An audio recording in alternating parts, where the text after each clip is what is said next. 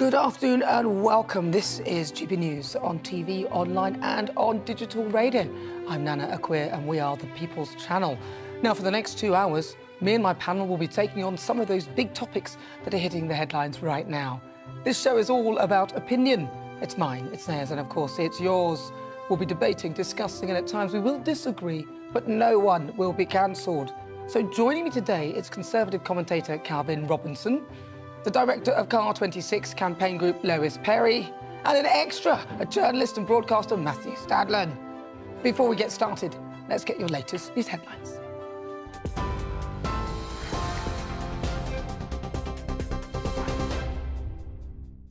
Thanks, Nana. Good afternoon. It's 1 minute past 4. I'm Bethany Elsey in the GB newsroom. Princess Anne is attending the Epsom Derby as celebrations for the Platinum Jubilee weekend continue. The Princess Royal is representing the Queen at the event. Her Majesty, who's been experiencing some mobility problems, is watching the races on TV from Windsor Castle. The Labour leader, Sir Keir Starmer, has today praised the Queen's dedication to public service. I think what it shows you is the true sort of core value of the British people, which is coming together, contributing, wanting to acknowledge and thank the Queen for what's been an incredible 70 years. Vast majority of people were there, lining the streets, just in thanks for the Queen, to show what the Queen means to them. And that was fantastic to see. All along the streets, people had come to London to celebrate and say thank you to the Queen, and that was fantastic. 40 of the Queen's jockeys, past and present, lined up in a guard of honour for the royal party ahead of the races on Derby Day. Former jockey Dale Gibson told GB News the Derby is one of the most important races in the world. We go back generations through history. Horses are bred to try and get 1.5 miles in their 3-year-old career to come to the Epsom Derby. So if you've got a well-bred colt, you're hoping that it can stay the trip, and that's what you're looking for as an owner-breeder. So it's a big day in the racing calendar, a big day in the British sporting calendar as well. Not every horse can get here. Not every horse makes it here. Not every horse is good enough to be here. Prince George and Princess Charlotte have made a surprise Jubilee visit to Wales. They joined their parents, the Duke and Duchess of Cambridge, at Cardiff Castle to meet performers and crew involved in the Jubilee concert taking place there this afternoon. It was the siblings' first official visit to Wales. Separately, the Earl and Countess of Wessex visited Northern Ireland as part of the festivities. The royal couple joined members of the public at a 1950s-themed event. They also watched a community dance group perform a routine celebrating the last 7 decades. And an open-air Jubilee concert is taking place in front of Buckingham Palace this evening. Our royal reporter, Cameron Walker, told us who will be in attendance. Prince of Wales and the Duke of Cambridge are expected to pay tributes to Her Majesty the Queen at that concert tonight in front of a crowd of 22,000 people, most of which entered via a public ballot, and are very lucky indeed. We have Queen performing, Adam Lambert, Diana Ross, George Ezra and Sam Ryder, just to name a few. And speaking of Queen, another Queen, Her Majesty, is not expected to attend this evening. She pulled out of the Epsom Derby earlier this afternoon. GB News royal reporter Cameron Walker there. In other news, detectives have named a man who died after being stabbed at a party in East London. Lamar Jackson, reportedly known as the rapper Hypo, died after being stabbed at an event in Woodford yesterday. Emergency services received calls saying a fight had broken out at the venue. Mr. Jackson was pronounced dead at the scene and no arrests have been made. Rail passengers in Scotland and the north of England are being warned of significant disruption to services over the bank holiday weekend due to striking workers. Members of the Rail Maritime and Transport Union at TransPennine Express have walked out in a long-running dispute over pay. The company is advising people not to travel today or tomorrow, with a very limited service in place. Anyone heading to Jubilee celebrations is urged to seek alternative transport. Meanwhile, post office workers are also striking this weekend over pay. Staff at some larger branches have walked out, and those working in administration plan to strike on Monday. Around 3,500 union members are involved in the dispute. This is GB News. We'll bring you more news as it happens. Now let's return to Nana.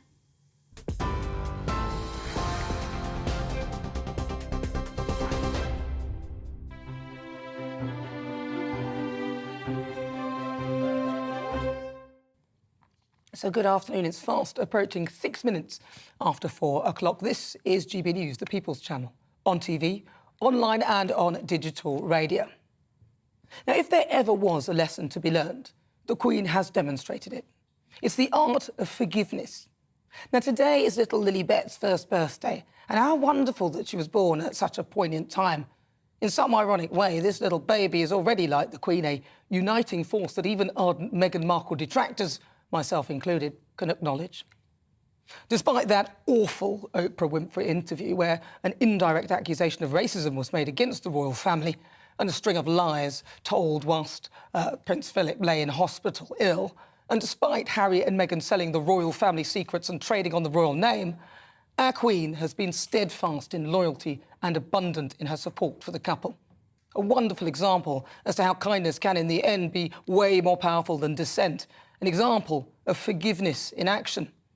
I'm afraid I don't think I could be so generous. Perhaps the Queen's example will be something that Meghan and Harry will learn from, something which will maybe extend to Meghan being able to forgive her father for the indiscretion he made by selling her letter to the press. After all, she and Harry have practically done the exact same thing to the royal family and on a far bigger global scale. And the Queen, well, she's forgiven them. Let's hope Meghan can see this amazing example of dignity and courage and make contact with her father Thomas, who recently suffered a stroke, so was unable to travel to the UK, a mission he was desperate to accomplish so that he could get a glimpse of the Queen, see Meghan and meet his grandchildren, and if accounts are true, Harry for the first time. Bearing a grudge is an extremely ugly characteristic. What's that phrase? It's like feeding yourself poison and expecting the other person to die. Perhaps away from the cameras, the couple can allow their family into their lives, maybe even share some of the wealth.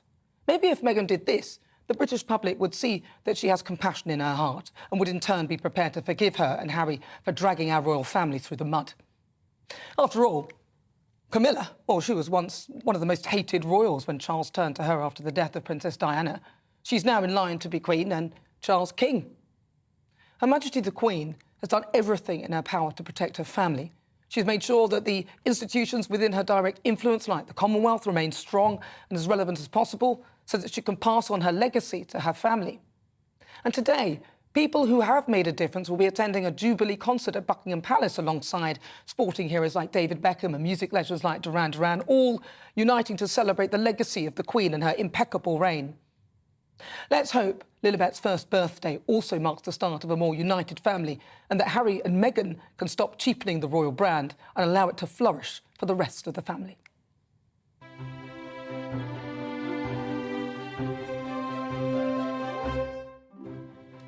So before we get started, you're thinking, what's happened to her? No, I'm OK. It's the Queen's Jubilee. Before we get started, here's what else is coming up today. It's our Great British Debate this afternoon. I'm asking, which royal couple has the best relationship? Now, all eyes were on Prince Harry and Meghan at St Paul's Cathedral yesterday. The couple were at their first royal event since they left the UK. But Prince Charles, Camilla, Prince William and Kate Middleton all looked fabulous. I'll be joined by a body language expert to see what is really going on beneath the surface. So I'm asking today, which royal couple has the best relationship? Is it William and Kate, Charles and Camilla, or Meghan and Harry? And moving on to our royal roundup as we enter the third day of the Jubilee, the celebrations across the United Kingdom continue. As we are the People's Channel, we'll be popping over to Grantham and Ipswich to see how people there have been celebrating. And 22,000 people are also expected to attend an open-air concert that is going to be outside Buckingham Palace this evening. Diana Ross, Andrea Bocelli and Hans Zimmer will be there, and millions will be watching from home, possibly even billions, because they'll be probably watching all over the world. Now, as ever, at 5 o'clock on a Saturday, we have difficult conversations, and today it's all about mental health problems that young people face in society, and I'll be joined by Anna McGovern. Now, she's a recipient of a Diana Award. This is an honour which recognises young people who work to improve the lives of others. After educating people about how to stay safe online and providing mental health support, she's invited to become an ambassador for the NSPCC and Childline. A remarkable lady. That's all coming up in the next hour. As ever, tell me what you think on everything we're discussing. The usual email address, gbviews@gbnews.uk, or tweet me at gbnews.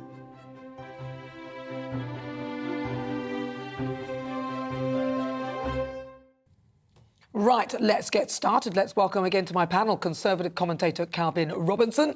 Calvin, thank you so much for coming in. Director of Car 26, Lois Perry, and also journalist and broadcaster Matthew Stradlin. Right, so first I want to talk to you about this. I want to ask you, should we, because I believe that, you know, they've traipsed our royal family through the mud, but obviously now is the time for forgiveness and kindness to all humankind. Should we forgive them? I'll ask you first, Lois. Well, maybe Harry, but not Meghan. She's conniving. Her collateral has collapsed. That's why she's come crawling back to get a little burst of royal energy. Maybe Netflix won't drop her if she's got some footage in the can that she can take back to LA, give her a little bit of sparkle dust for a little bit, and then she can crawl back again. I have nothing but contempt for her. I think she's vile. Matthew Stradlin, what do you think? My goodness.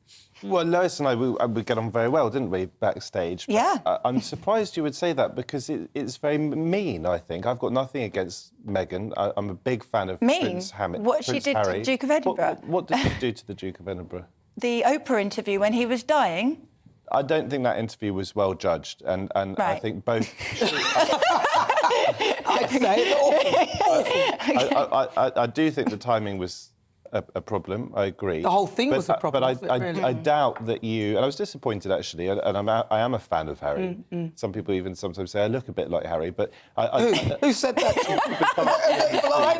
Were they looking straight? Did they have one eye looking for you, the other looking at you? A bit more hair. I think I've got a bit more hair. No, but I suspect... Look, things are not black and white in life, but I suspect that you disliked Meghan long before she gave... No, I cheered the loudest. I cheered the loudest. That my sister... Me too. My sister's mixed race. My stepfather is Rastafarian. I was delighted that she married into the royal family. I cried my eyes out. So did my sisters. I punched the air. I was driving. I know I should have kept both hands on the Yes, wheel, so no, but I was that's so not true excited. at all. You know. I thought it was wonderful, and then they crept out the real. But in the art of forgiveness, though, so Matt, just carry on with what you're saying, because you're saying Well, that you were a royalist and you none loved of us Meghan. know much about what goes on behind the scenes, although we get snippets from what is said in public and from briefings. But it's always struck me that the Queen, for whom I have almost undying admiration, and I think we should be talking much more about Her Majesty this weekend, because this is a celebration of 70 years of public service. But it seems to me, from what little we know, it may not be right, that she has an extremely good relationship with her grandson, Harry. So the idea that she's forgiving them means that she was angry for a while, and we just don't know that. I suspect she gets on... She said recollections may vary, which is a very polite way of saying that's not the way we've been told it. Nonsense. Yeah. So it sounds like you're not talking... From what Harry has said, and I believe him on this, they have a special relationship and get on well. So I suspect that she will meet Lilibet today. Yes, I think she has, actually. Has already. And I don't know what a relationship with Meghan is like. But should we forgive... In the spirit of forgive forgiveness, let's face it, Meghan is not the first person to make mistakes in the royal family. So you accept that she's made mistakes? Quite clear. As I say, I don't think that interview with Oprah, either some of the content or the timing was right. Well, but yet, the answer to your question, Yeah. yes, I think forgiveness is always a good thing. I like your line in your opener where you talked about taking poison and hoping the other person dies. The people we hurt most when we don't forgive and when we do bear a grudge is ourselves. Although I think on this occasion I'll be OK. What do you think, though? I started off so kindly. I did well. Calvin? You did. I think we should always forgive, absolutely. Yeah. But forgiveness requires repentance. I haven't seen any contrition from Meghan at all. I don't think she's seeking forgiveness. We've seen over the last few days pictures of Harry looking very regretful, and that's quite sad because he has been distanced from his family. But I just question Meghan's character, to be honest. Not just the interview with Oprah Winfrey, which was awful, not just the accusations of racism, but her father, who was supposed to be coming here recently, had that awful stroke, and she's not gone back. She's made no attempts to contact him, no attempts to get in touch. In fact, her toxic mouthpiece, Omid Scoble, has said today that that relationship has ended. Sorry, that's her father. Yeah, that's not a relationship that ends. Well, that's the thing. So that's my thing. I say, if she shows contrition and goes to see her father, then we will all see that there is compassion in her heart, and we know genuinely that actually, we all make mistakes, we get things wrong. I mean, she herself has been selling things off to they've both been selling all sorts of things to the press. They've got the deals with Netflix, they've got a reality show. I'm saying that if I saw that, because I would like to be a reasonable person, if I saw that somebody was showing compassion and contrition and was prepared to realise they too can make mistakes, then I would forgive. But I'm not seeing it. I mean, that's fair, isn't it? by her bad-mouthing the royal family, she's not just doing a disservice to her husband's elderly grandmother or recently departed grandfather. It's also betraying us as a British people, because we are subjects of the Crown. It's a British institution that she's tearing down. I looked at the Sun's coverage of the Jubilee, and yesterday was, in a sense, the centrepiece, although the Queen very sadly wasn't there. She was there on Thursday. The Sun's coverage in the first few pages, if memory serves, certainly the front page, I mean, it was all about Meghan and Harry. And I find that sad, because although perhaps in my instincts I'm not a monarchist, every time I go to an England cricket match, I've come here today from Lords, where we're struggling. There's nothing more English than watching England struggle in a cricket match at Lords. But every time I'm watching England play cricket, rugby or football, I stand up, even on TV, and sometimes I put my hand on my chest, and I sing the national anthem, or at the very least I stand up to acknowledge it. And I'm very happy to do that in the Queen's name. And I do think it's sad that one of our leading, in terms of readership, tabloids, is focusing on Meghan and Harry, other tabloids focusing on whether or not Meghan and Harry are getting on with the Cambridges, with William and Kate. Surely this is a weekend, given that we live in such divisive times. I come from what I would describe the moderate left. I think you two perhaps from a different side of the debate. Can we not come together, at least on the royal family, and pay due homage to a woman who has been in power for 70 years, has almost never, if ever, put her foot wrong. Matt, I'm going to stop you there because it was going on a bit. Listen, no, because it was going on about. It's three against one, Nana. It's three against one. No, because you found do you want a president?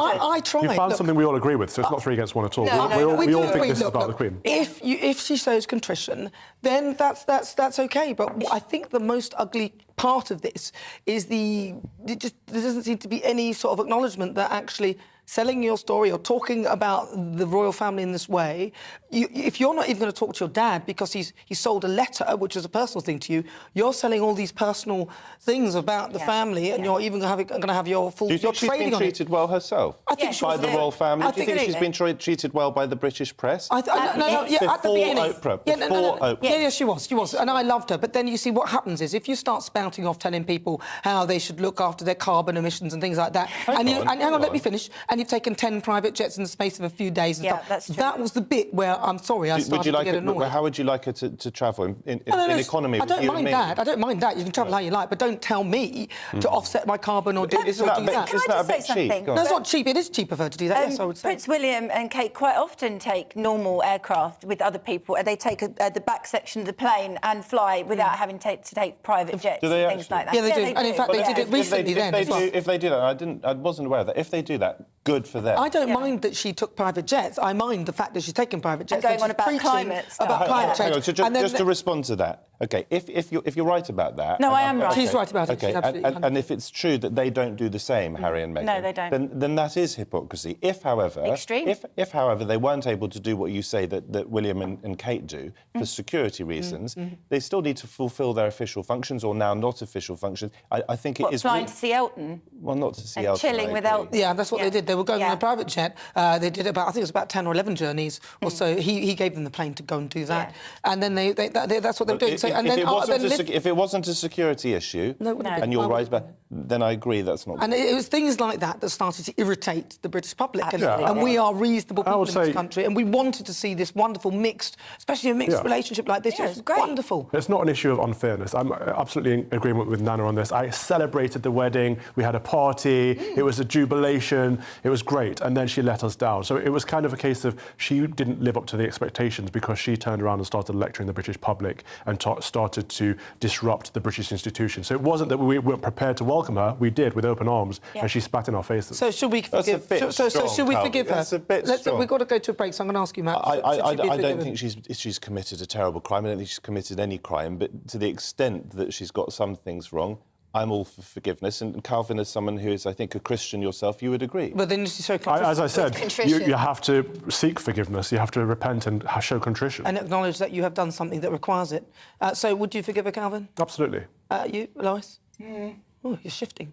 Maybe. If she said sorry really nicely. Yeah, if perhaps after this Jubilee she goes super fast to go and see her father, who's actually in hospital. No, he's out of hospital now. She's lucky she's got a father who wants anything to do with her. Yeah, She could give some of that Netflix money to him. Yeah, that's what I'm saying. That's Do you think her father has been helpful? Do you think her father has acted like a father? That's her father. He has throughout his life. Well, if you look at listen, throughout most of it, You're a big fan of her dad. You see pictures of him with her, very happy, when she was young, and he had enough money to send her to good school and everything. But then he did sell that story. He sold. Is that right to do that? No, not Should really. we forgive him? Yeah, well, listen, if the Queen has forgiven her for talking about the royal family and doing the Oprah interview, which is a little bit worse... So forgiveness all round, then, then? yeah, well, that's what I've said. OK. But if she was prepared to forgive her father, because the Queen has shown an excellent example of forgiveness, then she's forgiven, of course. But if she needs to show contrition as well.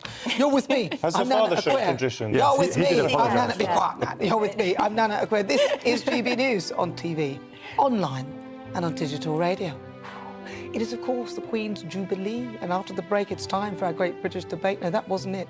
I'm asking, which royal couple has the best relationship?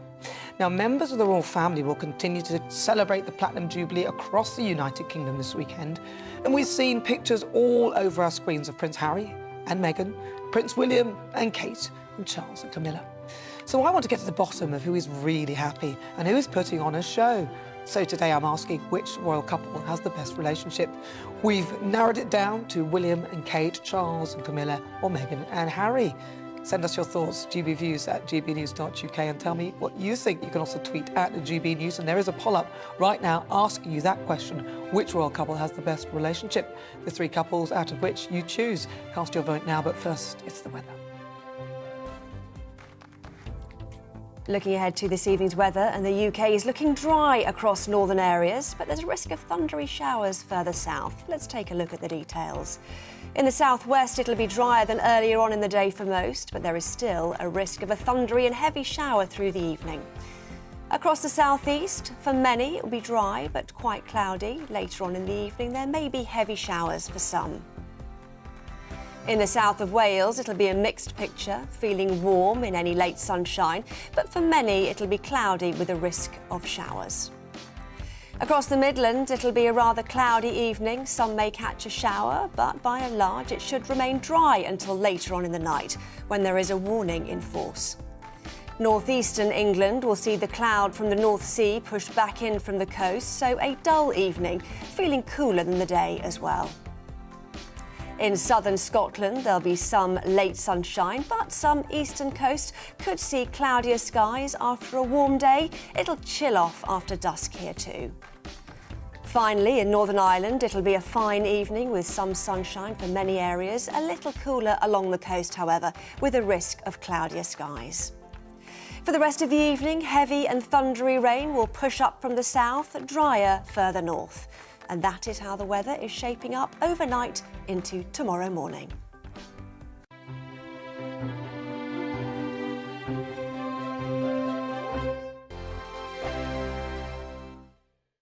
We are GB News. We're right across this great nation. On TV, on radio, on digital. Absolutely everywhere. We don't talk down to you. We embrace all voices. With honest and civilised conversation. We're not part of the establishment. We're one of you. And we're only getting started. Join us on GB News, the People's Channel. Britain's news channel. every morning from 6 o'clock, we'll wake you up with GB News Breakfast with all the stories you didn't know from the night before. So whether it's serious news, entertainment, or your own views from all over our great nation, we're here to kick off your day with a smile. And the national media should be reflecting and reporting what's happening here. You will notice the northwestern accents. Whether you're with us on TV, radio, or online, every morning, it's breakfast from 6 a.m. Hope you can join us. Join us for Ministry of Offence, the comedy panel show that's just like the news, in that the left fights the right and it doesn't really seem to matter who wins. We cover the big stories. It was in fact a troop of baboons and not angry vegans. I like that. And the really important stories. Fat naked cow gets stuck in swimming pool. It's a headline in a lot of local newspapers. Yeah. We're on the same team, Nick. Yeah, but I'm just helping you. Join us for Ministry of Offence, Saturday nights, 8 o'clock on GB News. I'm Dan Wootton. Join me Monday to Thursday from 9 to 11 for the feistiest and most fun news debate on TV, where free speech reigns. I'll bring you a sharp take on the day's biggest stories, bombshell newsmaker interviews, and A-list guests. And I guarantee you, no spin, no bias, no censorship, and no reason to go to bed. That's Dan Wootton tonight, Monday to Thursdays from 9 on GB News.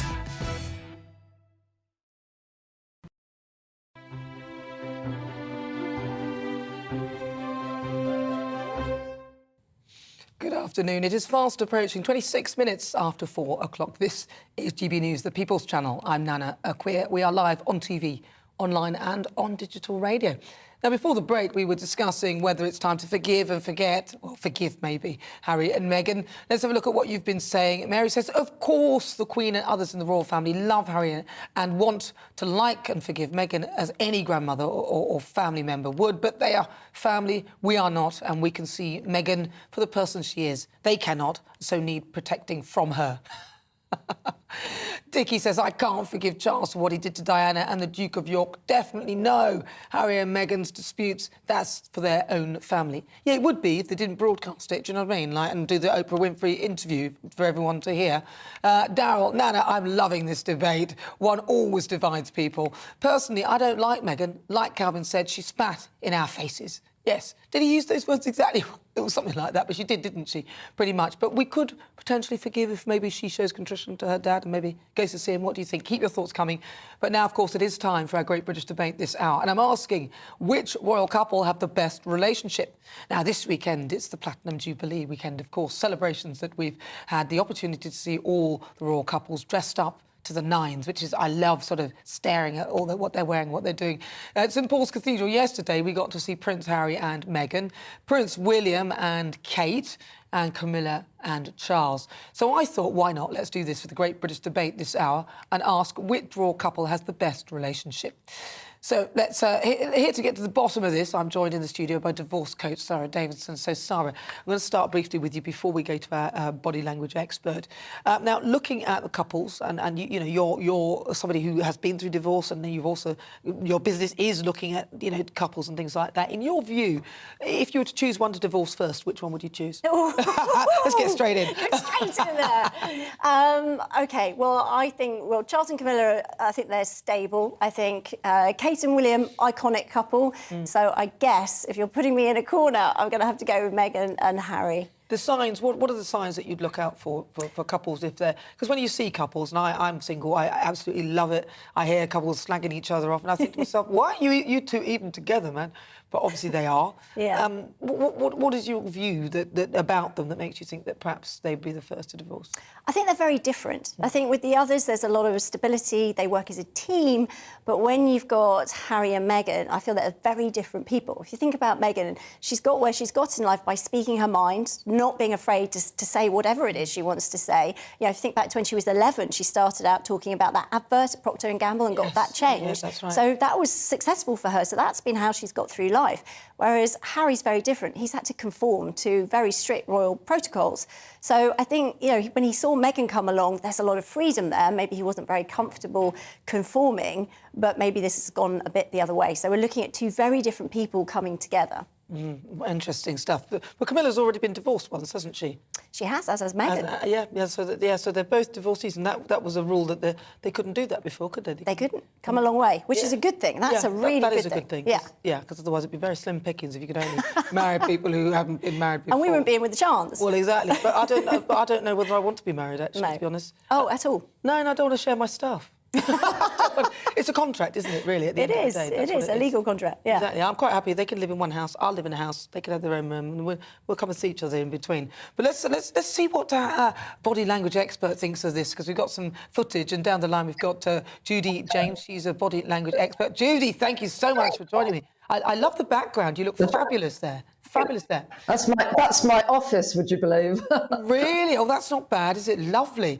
Now, Judy, I want to ask you then. So we've got some footage of the couples, and we sort of wanted to play some of it to you. I wondered if you could just give us an overview of what you think about the couples. But so can we get one of the images for us so that we can have a look at that? Let's do Harry and Meghan first, and if you could talk about what you see. OK, so there's Harry and Meghan. What's your thoughts? OK, constantly tactile, constantly. It's a very US body language insofar as they want to be showing the world all the time that they're a bonded couple, that they love one another, that they adore one another, they're supportive. She uses a lot of also quite maternal gestures, and I think in a way that might be the secret, because in one way, it looks very romantic and quite sexy, but you notice that a lot of the time she'll take the lead. She'll be quite controlling with the body language, little pats on the back, little cues that she uses, almost to reassure him. And if you remember the other day when she was wiping the lipstick off his face at polo, so in a way I think she probably provides not only a kind of wife figure in his life, I think there's something a little bit maternal that he might find quite appealing as well, obviously, as he lost his mother at a young age. But I think for British eyes, it's perhaps a little bit over the top. I mean, in America, it's all the rage, isn't it? On the red carpet, you know, you've got all the Kardashians and everything, kissing with tongues and everything like that. God. So, you know, this is quite mild. But for us here, it's quite extrovert. It's a bit like that thing that your mum does when she spits on her fingers and wipes your eyes or something, wipes something off your mouth. I found myself doing that to my son. I wrote that, and everybody else looked at me as though it had never happened, and I thought, it is just me. But I'm glad it's you as well, Nana. Yeah, I did that the other day to my son, and he went, ugh! He's 4 now, so he doesn't like this sort of thing anymore. What about William and Kate, then? Let's show some footage and see what your view is of them. Yeah, they've kind of reached a level of perfection. It's very professional. They make a complete professional body language. As we know, they don't do PDAs very much. You might get, you know, once every 10 years, they might touch one another in public. But they use a lot of mirrored signals, and they always have done. And if anything, he tends to copy her, which gives her the edge when it comes to a little bit of power and control. But that subliminal mirroring that they use, and obviously they're not doing it in this clip because, you know, he's holding his programme. But generally, when you see them, they will move together. They'll be very well synchronised. And that, in a way, implies that they're very like-minded. So I think whatever happens in the relationship, and I have to say, I think Windsor men are trouble with a capital T. I don't think any of us would really want to be married to one of them. But I think it kind of shows that they're very like-minded in their thinking and their goals when it comes to their destiny together. Right, OK. So let's have a look at our final couple then, because they're all in the balcony now. So let's take a look at them. We've got one more couple, haven't we? Harry and Meghan. Camilla and Charles. Yeah, horrible. His treatment of her in public, I find appalling. I don't know what it's like behind the scenes. He ignores her so much in nearly every clip that we see. And Camilla, quite rightly, is very nervous. She's obviously still a bit worried about public acceptance.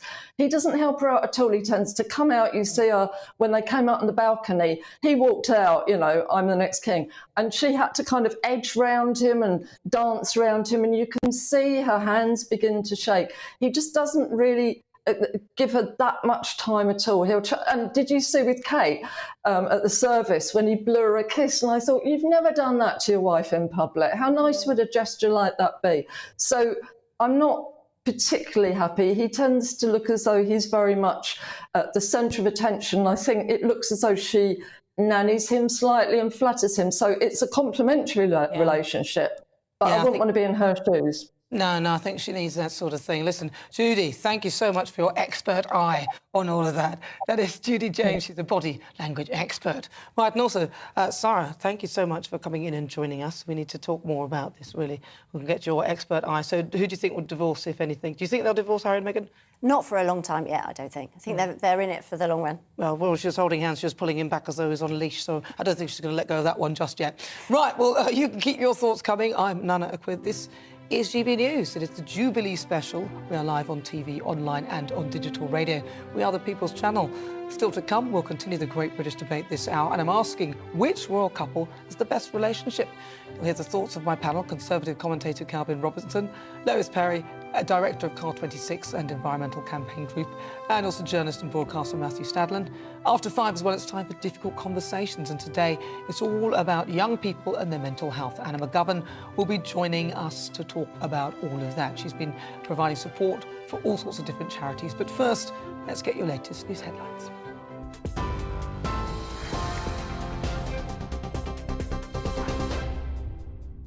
Thanks, Nana. Good afternoon. It's 35 minutes past 4. I'm Bethany Elsey in the GB newsroom. Princess Anne is representing the Queen at Epsom Derby as celebrations for the Platinum Jubilee weekend continue. Her Majesty, who's been experiencing some mobility problems, is watching the races on TV from Windsor Castle. Prince George and Princess Charlotte have made a surprise first official visit to Wales. They joined their parents at Cardiff Castle to meet performers and crew involved in the Jubilee concert taking place there this afternoon. Separately, the Earl and Countess of Wessex visited Northern Ireland as part of the festivities. The royal couple joined members of the public at a 1950s-themed event. They also watched a community dance group perform a routine celebrating the last 7 decades. In other news, in Ukraine, Luhansk governor says Russia has been destroying bridges across the region's main river to prevent Ukrainians from bringing in military reinforcements. He reports Ukraine has pushed back Russia's advance in the strategic eastern city of Severodonetsk, taking back around 20% of the city. The Ukrainian official says troops can hold out for up to 2 weeks despite Moscow deploying reinforcements. And the Queen has taken part in a video call with recipients of the Australians of the Year award. It's wonderful to have. How lucky we get technology and I can speak to you all, which is splendid nowadays, isn't it? Her Majesty was introduced to 4 Australians who have made outstanding contributions to their communities throughout the COVID-19 pandemic and beyond. During the call, the Queen said she was delighted to meet them and commended them on what she called marvellous work. On TV, online and DAB+ radio, this is GB News. We'll get back to Nana in just a moment.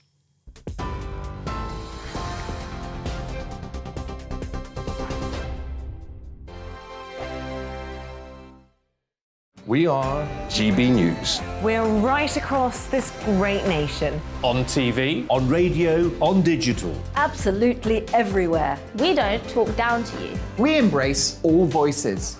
With honest and civilised conversation. We're not part of the establishment. We're one of you. And we're only getting started. Join us on GB News, The People's Channel. Britain's news channel.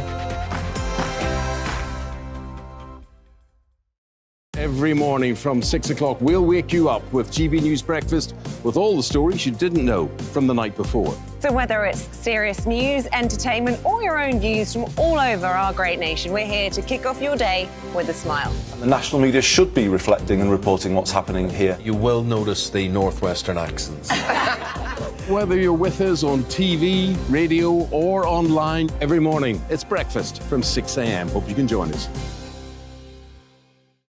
Join us for Ministry of Defence, the comedy panel show that's just like the news, in that the left fights the right and it doesn't really seem to matter who wins. We cover the big stories. It was in fact a troop of baboons and not angry vegans. I like that. And the really important stories. Fat naked cow gets stuck in swimming pool. It's a headline in a lot of local newspapers. Yeah. We're on the same team, Nick. Yeah, but I'm just helping you. Join us for Ministry of Defence, Saturday nights, 8 o'clock on GB News.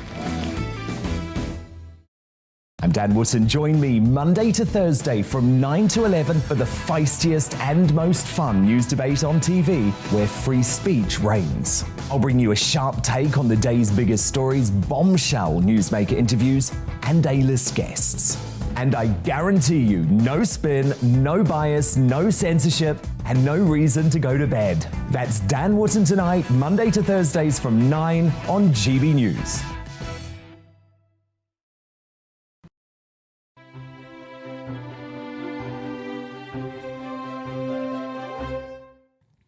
It's 39 minutes after 4 o'clock. This is GB News on TV, online and on digital radio.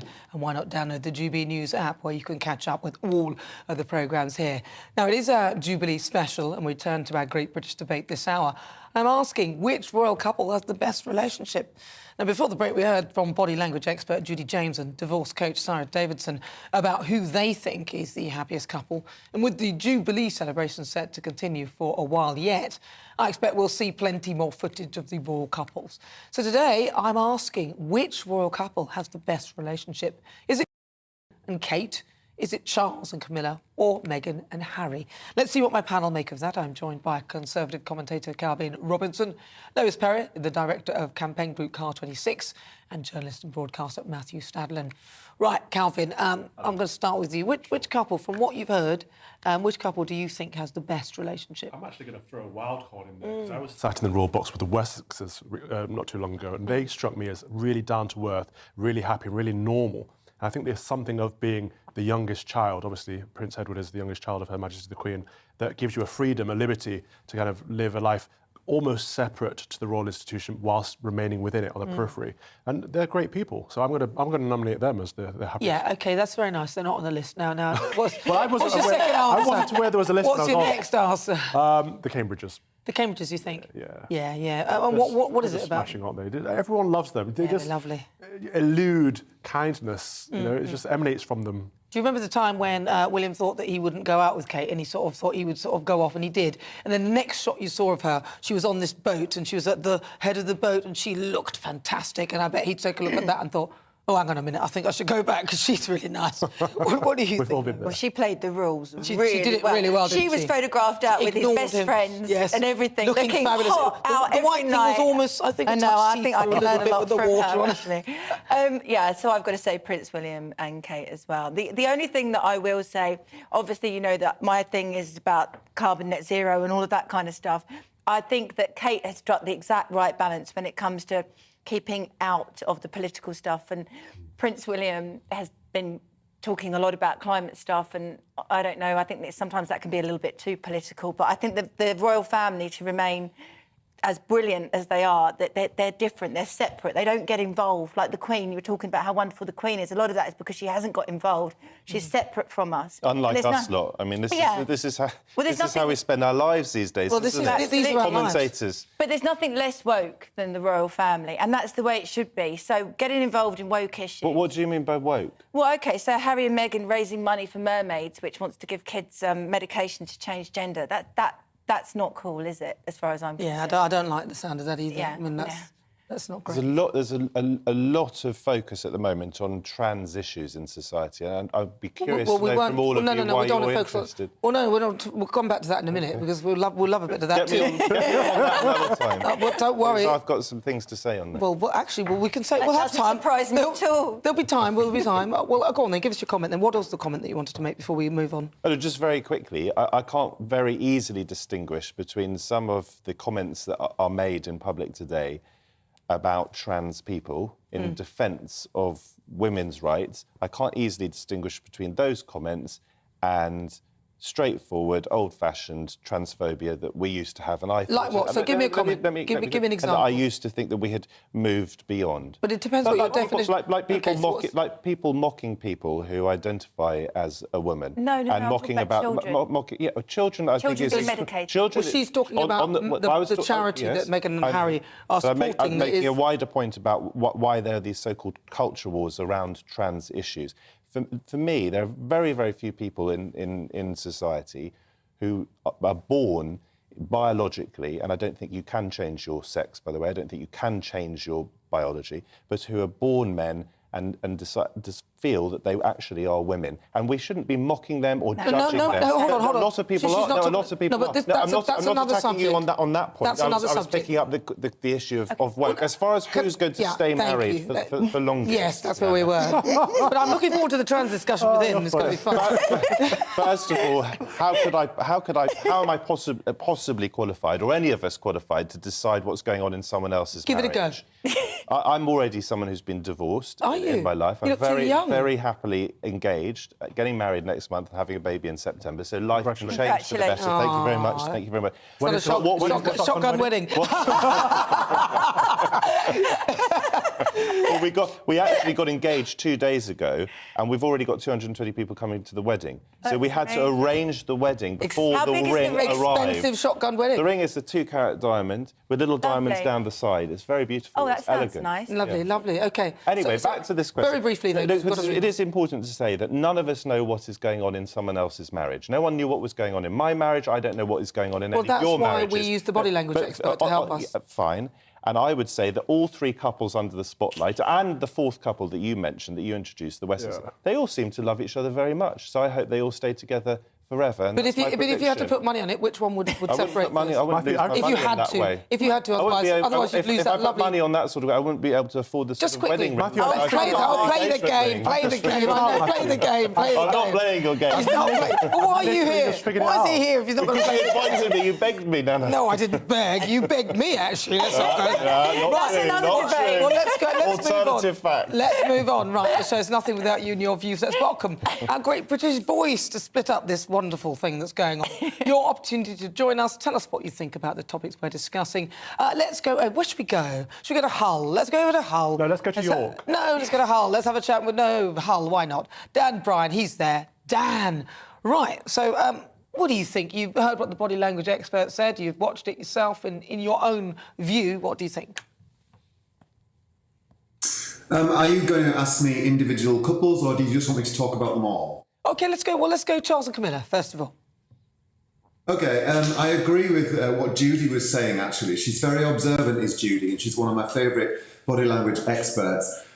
She was saying about how Charles has been groomed to be king. So he's the centre of his own universe. So it's almost like Camilla doesn't matter. And whenever he does a social engagement, she's right. You know, he is there, kind of the centre of everything. Camilla has to kind of trot along behind him. I don't think he's aware of what he does, but it must be very difficult to be a partner with him on any kind of equal level. Yeah, I can hear that. OK, what about William and Kate, then? William and Kate, as a hairdresser, I've spent so many... It is absolutely the symbiosis with which those two operate is faultless. And as I can't see any of you today for some reason, so I don't know who was talking about his own marriage when he said people didn't know anything was wrong within the marriage. But it is impossible to tell kind of, you know, explicitly what's going on. But from a body language point of view purely, William and Kate seem to be the most in tune with each other. Well, let's save the best for last. Meghan and Harry. OK. How anybody can't see the psychopath that is Meghan, I will never know. Well, no, she's not here to defend herself, so I'll her gestures and her... She reminds me of those defendants when you watch police interviews. She reminds me of those psychopaths that try to convince the police officers that they're innocent in their interviews. She is so hypocritical and blissfully unaware. For instance, when she was standing in front of the orphanage in Africa and Tom Bradby asked her if she was all right, and she said, "Oh, thank you. Nobody ever asks me if I'm okay."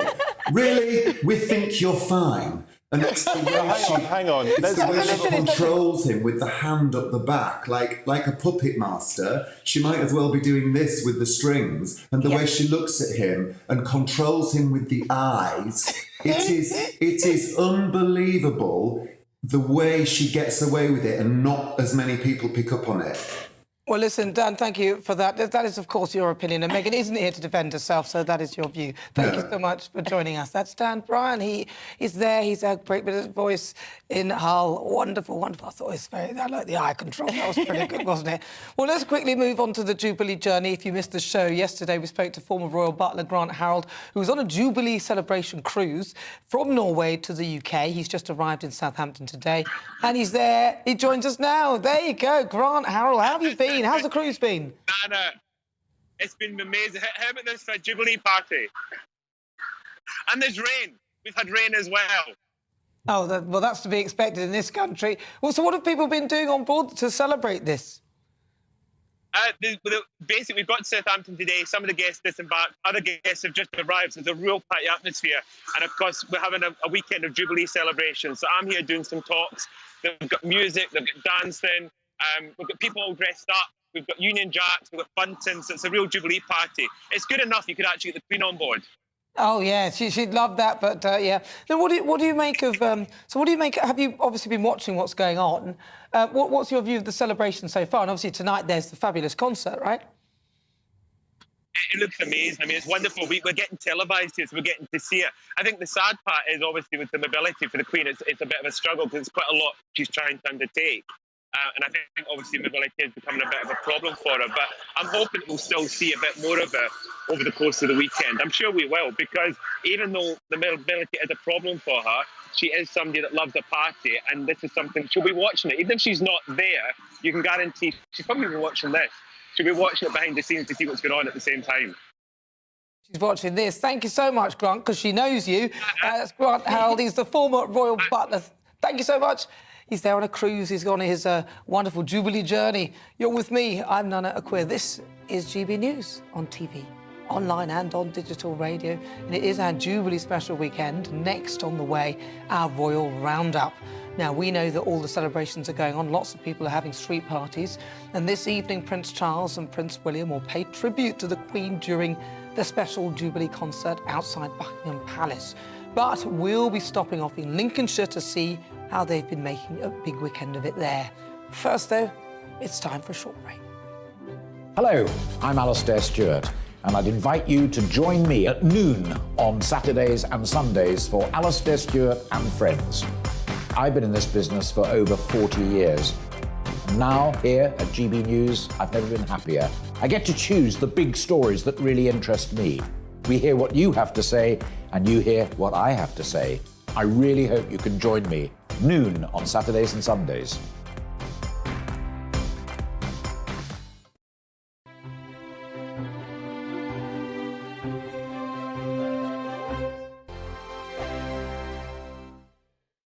We are GB News. We're right across this great nation. On TV, on radio, on digital. Absolutely everywhere. We don't talk down to you. we embrace all voices. With honest and civilised conversation. We're not part of the establishment. We're one of you. And we're only getting started. Join us on GB News, The People's Channel. Britain's news channel. Every morning from 6 o'clock, we'll wake you up with GB News Breakfast with all the stories you didn't know from the night before. So whether it's serious news, entertainment, or your own views from all over our great nation, we're here to kick off your day with a smile. The national media should be reflecting and reporting what's happening here. You will notice the northwestern accents. Whether you're with us on TV, radio, or online, every morning, it's breakfast from 6 a.m. Hope you can join us. Join us for Ministry of Offence, the comedy panel show that's just like the news, in that the left fights the right and it doesn't really seem to matter who wins. We cover the big stories. It was in fact a troop of baboons and not angry vegans. I like that. And the really important stories. Fat naked cow gets stuck in swimming pool. It's a headline in a lot of local newspapers. Yeah. We're on the same team, Nick. Yeah, but I'm just helping you. Join us for Ministry of Offence, Saturday nights, 8 o'clock on GB News. I'm Dan Wootton. Join me Monday to Thursday from 9 to 11 for the feistiest and most fun news debate on TV, where free speech reigns. I'll bring you a sharp take on the day's biggest stories, bombshell newsmaker interviews, and A-list guests. And I guarantee you, no spin, no bias, no censorship, and no reason to go to bed. That's Dan Wootton tonight, Monday to Thursdays from 9 on GB News.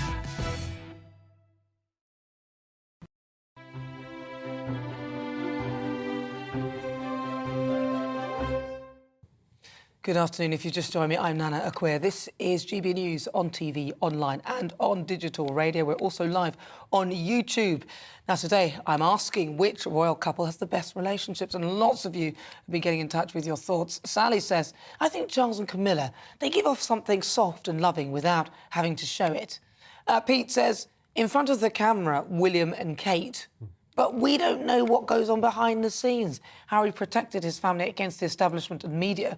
So they'll always be my favourite couple. And I think that their relationship is stronger than the media make out. It's interesting, actually, because Harry and Meghan, they've been through a lot. And sometimes, I mean, I don't know if any of you ever watched Married at First Sight Australia. I do. Well, it was a guilty pleasure during lockdown. Watch out. Ridiculous. You start that, even though you know you can, even though you know that you can just watch it at another time, you can't help it. You have to watch the next one. I stayed up until 4 o'clock in the morning watching the one after. But what it does show you is that the couples who go through a lot of adversity tend to be the ones that stay together. Yeah, but it's all of their own making, adversity, isn't it? Yeah, but so is Harry and Meghan. Sorry, that's what I meant. You said I wasn't playing. Both. You said I wasn't playing your game. I'm still not going to play your game, but I will say this about Charles and Camilla. We all remember, don't we, that famous or infamous interview that Princess Diana gave, almost tearful, if not tearful, when she said there are 3 people in this marriage. The whole point, isn't it, about Prince Charles and Camilla is it's an extraordinary love story, isn't it? However sorry, and I felt very sorry for Princess Diana. Camilla? It's now come out that because she was being fed all this misinformation by the BBC reporter at the time. Yeah, well, no, but Diana would have said that she would probably have given some interview. But my point is, I think Charles and Camilla are hugely in love and have been in love for a very, very long time. So I can't imagine that they're going to split up. Well, on the poll at the moment, then, let's see, because throughout the show we're asking you which royal couple has the best relationship currently. 75% of you say William and Kate. 18% say Charles and Camilla, so some people agree with you, Matt. And then 7% say Harry and Meghan. Yeah. Interesting. Well, let's have a quick royal roundup now. This week, of course, we're talking about the Queen's Platinum Jubilee. Millions of people are partying in their streets today to celebrate everything. A great British tradition dating back from the 1919s. Up and down the country, communities are gathering. There's a party near my street as well, actually outside my front door pretty much, to celebrate her 70-year reign. Will Hollis is in Grantham in Lincolnshire. Will, hello. How's it going there? Why are you clapping? What's going on? Good afternoon. Of course, you said great British tradition, street parties. You know what else is a great British tradition? A great British tradition is, of course, the weather. We're starting to get a little bit of rain. It's starting to pack down a little bit here in Lichfield Close in Grantham. But you know what? I've managed to use my powers of persuasion and I've started to get a few people to stick around for me. One of the people that I have met who is still here is, of course, Janet. Janet, I've already spoken to you a little bit today, but we were having a little bit of a chat about what makes this so special for you. And you've got lots of memories about different Jubilees and different parties. Yeah. What do you remember from as far back as you can go in your memories? Well, I mean, I don't remember, but I was born 4 days before the coronation of King George VI. So even before Queen Elizabeth? Even before Queen Elizabeth, I remember George's reign. And I remember, of course, him dying and our Queen becoming Queen while she was in South Africa at the age of, I think, 26 or something like that. And I remember a coronation. I was by then 16 years old, and I was in Kent with my aunt, my parents and my aunt and uncle and cousins, and a whole host of neighbours, because my aunt was probably the first person in the street to have a television.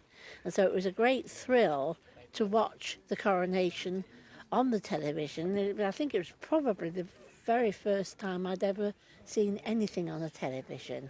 It's incredible to hear these sorts of memories, but you've made memories today. What's it been like, this street party in Lichfield Close? Well, this has been a wonderful street party. I've been surrounded by my family and friends and the neighbours of my son Clive and Bev, some of whom I knew and some of whom I know quite a lot better now. And it's been a wonderful, happy occasion. Thank you so much for speaking to us. You're not the only person here. There are still a few other people here as well. Sharon, you're Janet's mum. What's the party been like for you today? I'm his daughter, actually. Daughter. So sorry. Do you know what? I've spoken to so many different people today. You start to mix up all different ages and that kind of thing. What's the party been like for you? It's been absolutely fantastic. It's just a nice occasion to get all the community together, both young and old. It's been nice to have all our family together. And it's an occasion that we'll never see again in our lifetime. And you get to have a few cakes and a little drink as well. Absolutely. A bit of Prosecco, a bit of cake, and once we get my mother off to home, I might be even continue the party. Well, I think I'll be sticking around for a little bit longer. There's some trifle just there that our fantastic guy Clive made earlier. You might be able to remember. A few people have had a go at it, and I'm going to have a go in just a few moments, and I'll get some Prosecco as well. It is starting to rain. We're expecting rain tomorrow as well, but I think a few seasoned drinkers, a few veterans, and a few hardcore Jubilee people are going to be partying tomorrow just as hard as they've done today.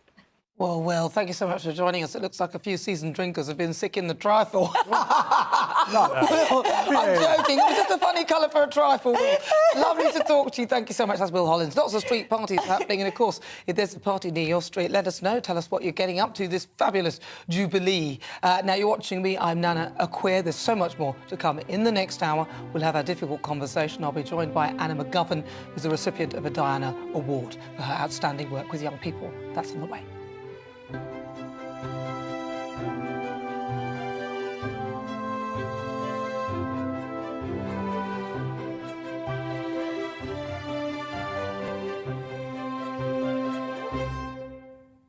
It's 5 o'clock. This is GB News on TV, online and on digital radio. Now, for the next hour, me and my panel will be taking on some of the big topics hitting the headlines right now. But first, let's get your latest news headlines.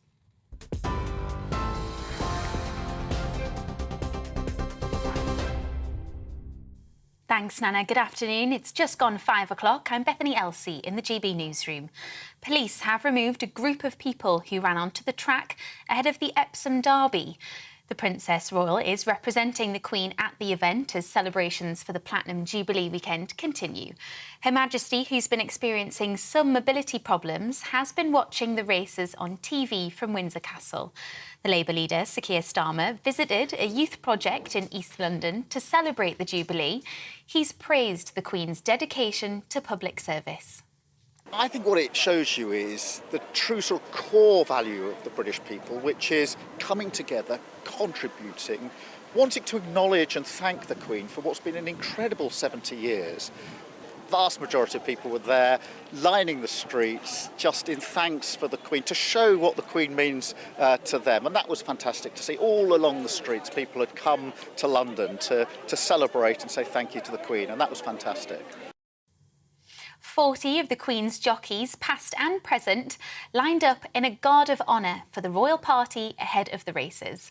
Former jockey Dale Gibson told GB News the Derby is one of the most important races in the world. We go back generations through history. Horses are bred to try and get a mile and a half in their 3-year-old career to come to the Epsom Derby. So if you've got a well-bred colt, you're hoping that it can stay the trip, and that's what you're looking for as an owner-breeder. So it's a big day in the racing calendar, a big day in the British sporting calendar as well. Not every horse can get here. Not every horse makes it here. Not every horse is good enough to be here. And we'll keep you updated with the winners at Epsom Derby shortly. Prince George and Princess Charlotte have made a surprise Jubilee visit to Wales. They joined their parents, the Duke and Duchess of Cambridge, at Cardiff Castle to meet performers and crew involved in the Jubilee concert taking place there this afternoon. It was the siblings' first official visit to Wales. Separately, the Earl and Countess of Wessex visited Northern Ireland as part of the festivities. The royal couple joined members of the public at a 1950s-themed event. They also watched a community dance group perform in a routine celebrating the last 7 decades. And preparations are underway for an open-air Jubilee concert taking place in front of Buckingham Palace this evening. You can see crowds there gathering in their hundreds, if not thousands. Well, let's hear from our royal reporter, Cameron Walker. He's going to explain who will be headlining that event. Prince of Wales and the Duke of Cambridge are expected to pay tributes to Her Majesty the Queen at that concert tonight in front of a crowd of 22,000 people, most of which entered via a public ballot and are very lucky indeed. We have Queen performing, Adam Lambert, Diana Ross, George Ezra and Sam Ryder, just to name a few. And speaking of Queen, another Queen, Her Majesty, is not expected to attend this evening. She pulled out of the Epsom Derby earlier this afternoon. GB News' royal reporter Cameron Walker there. And of course, the Platinum Party at the Palace is due to start at 7:30. In other news, a man who was rescued from the River Thames after police fired a taser at him is now in hospital in critical condition. Police say they were unable to safely detain the man. He was armed with a screwdriver and shouting, and then he entered the river. Royal National Lifeboat Institution were the ones who pulled him to safety, and he's now in hospital. The Met's Directorate of Professional Standards is investigating the incident. And detectives have named a man who died after being stabbed at a party in East London. Lamar Jackson, reportedly known as the rapper Hypo, died after being stabbed at an event in Woodford yesterday. Emergency services received calls saying a fight had broken out at the venue. Mr. Jackson was pronounced dead at the scene and no arrests have been made.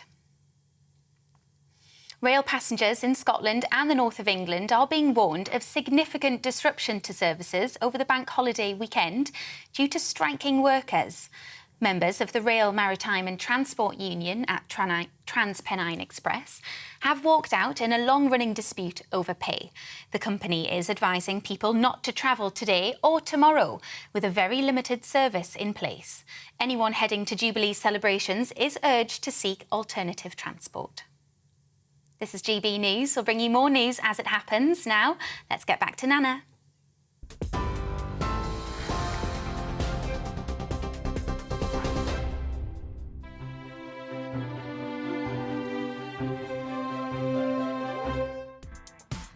So good afternoon. This is GB News on TV, online and on digital radio. I'm Nana Akua, and for the next hour, me and my panel will be taking on some of the big topics that are hitting the headlines right now.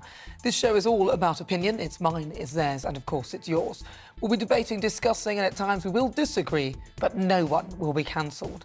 So joining me today is Conservative commentator Carvin Robinson, Director of Car 26 and journalist and broadcaster Matthew Stadlen, and also... Oh, hang on, wait. Oh, Hang on. Oh, sorry. Lois. Well, it didn't have your name on there. Sorry, Lois. Lois Perry. Thank you. And also broadcaster Matthew Stadlen. Right, still to come. In my difficult conversation today, it's with a young, inspiring woman who's been recognised by the Diana Awards for her campaigning on safeguarding online safety and mental health support for children. I'll be speaking to Anna McGovern next. And in the Great British Debate this hour, I'm asking... Is there any way back for Harry and Meghan? The Duke and Duchess of Sussex attended the first royal official engagement since March 2020, while Harry and Meghan did go to the Thanksgiving service for the Queen. They were relegated to the second row of seats, and it appeared that there was no interaction with the Cambridges whatsoever. So I want to ask, is there any way back for them?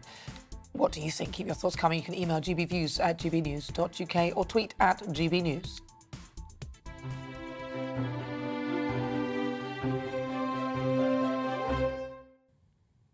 So it's time now for difficult conversations. And today I'm joined by someone who began educating young people on social issues at the age of just 15. Anna McGovern was recognised by the Diana Awards for her work as a national ambassador for the NSPCC and Childline, as well as running campaigns with youth workshops and speaking to conferences on children's issues. She's even delivered a speech in the House of Commons on the importance of mental health provisions and was named Prime Minister's 1050th point of light. Right, so I'm joined now by Anna McGovern. Anna, welcome. Sorry you couldn't be with us here. Honestly, those taxis, what cheek of them. Never mind, I know. Thank you, though, for having me. No, it's a pleasure. It's a pleasure. So, Anna, this is wonderful. You've got so many accolades and things behind you, but there must have been something that motivated you to get involved in this way. What's your story? So I've always been hugely passionate about helping other people. Growing up, I had quite a bit of a difficult experience when I was 15, when I was unfortunately the victim of a sexual assault. And through that, it was a very difficult period of my life. But I think with that, it gave me some sort of like inspiration to keep going with my work. So the NSPCC reached out to me and they offered me to apply to be a national ambassador of their organisation, and they do incredible work with championing the voices of young people and getting their voices heard, and forming campaigns and policies are all designed to help young people. So when they reached out to me, I accepted and I went with that, and I had incredible opportunities to get involved with their campaigns. And when I started doing it, I realised, I really enjoy this, and starting that from quite a young age, it really helped helped me, find my voice again and be in a position where I can help other people. So after doing that for several years, I started getting involved with other organisations as well, including Childline, but also the National Children's Bureau, the British Youth Council. I was a member of UK Youth Parliament for Medway, representing young people in my local community. And through that, my actions were recognised by the Diana Award with the Diana Legacy. Had the incredible opportunity to meet Prince William as well. So yeah, the whole experience has been so surreal. And was it just him, or was he with Kate as well? No, it was just him in that day, and Prince Harry met with the international winners, so it was both of them sort of involved. What was he like? Oh, he's lovely to talk to. He really took, because there was 10 of us in the room, and he really took time to talk to each of us and get to know the kind of work we did. Very down to earth, and really took an interest in our lives and what we had and what we did. So yeah, really lovely person. You said Harry was there as well, yeah? What was he like? Oh no, Harry wasn't there. No, of course, with the obviously with the restrictions at the time, some of the international winners couldn't be in person until later in the year. So Prince Harry met with them on Zoom, online, separately, and then we met Prince William in person. Well, this is such... I mean, look, the Diana Awards, there's so many different things that the royal family are behind that offer support. What does it mean to you winning, being awarded this? It was genuinely such an honour to have been awarded, because when you obviously get involved with this sort of work, you never expect any recognition, because that's not the reason you do it. You do it because you're passionate and you really enjoy the work that you do. So actually to have received that was such a shock, but I genuinely was so pleased to have been recognised. And I guess having that recognition was only, just an encouragement to keep going and to go further, because it's a recognition that your work is making a difference, is making an impact, and I hope to use that to make an even bigger impact with future work that I do. Well, listen, Anna, you're a superstar, and it is amazing, the Diana Awards and all the different things that the royal family give to this country, and inspire people like you, who then go on to inspire others. Thank you so much. That's Anna McGovern. She was a recipient of the Diana Award, that wonderful legacy that Diana left for us. Thank you so much. And happy birthday, Anna. Where did that voice come from? That was Calvin. Right, coming up then, it's the Great British Debate this hour. That is on the way. And I'm asking you, is there any way back for Harry and Meghan? But before we do that, I actually want to have a quick chat with my panel, if that's OK, because I want to ask them... well, yeah, as soon as you shut your mouth off, I might as well come to you. Have you done anything in terms of... So I've done Duke of Edinburgh Awards. And done that. Have you done anything that's got a royal sort of backing behind it? I'm a patron of the British Monarchist Society. Are you? Yeah. What do you do there? They raise awareness for social issues that the royal family are related to or working with. They hold dinners and have speeches and events and have fun and promote the monarchy as a good, stable institution of this country. Lois, what about you? Well, I did the Duke of Edinburgh Award when I was at school, but I just got the boys to carry my bag around, really. That's interesting. You're like me. I got a taxi. But I was also involved in an Enterprise Award, which Prince Andrew backed, and we did the reception in the throne room at Buckingham Palace with James Caan, and that was quite cool. Oh, wow. Yeah. What about you, Matt? I produced Prince Charles at Clarence House for an environmental event, some initiatives that he was doing to promote the fight against climate change, and I think that he's done a lot of very valuable work in that area. Like what? What sort of work? Yeah. Well, he's hugely raised awareness of the climate crisis that we're facing. Which is what crisis? What climate crisis? No, I'm just asking. The climate crisis that means if we don't get our act together, not in 5 days' time, but tomorrow. Oh, you believe all that, do you? Yes, because scientists, the overwhelming majority of scientists, the overwhelming majority of scientific opinion says that the not only is the world getting warmer, but it's getting warmer on account of what we're doing. And by the way, not just what you're doing, what I'm doing as well. Today, You've been the wrong person for this. Come on, you say it's freezing today. I know, but why do we joke about something that is so important? Because it's a load it's of the future of our children. It's our own future. Okay, the question question. I know it was rhetorical, but I'm going to answer it. Look, it's not that. What my view is this, OK? It would be like, and I've used this analogy before, the moon is falling down. I think if everyone stands underneath it and waits for it to land, we'll catch it. Look, the climate is in... this environment is its own thing, you know. What do you mean by that? The environment is its own thing? Well, it's its own living being. You don't think that we have an impact on it? How passive-aggressive? Let me finish.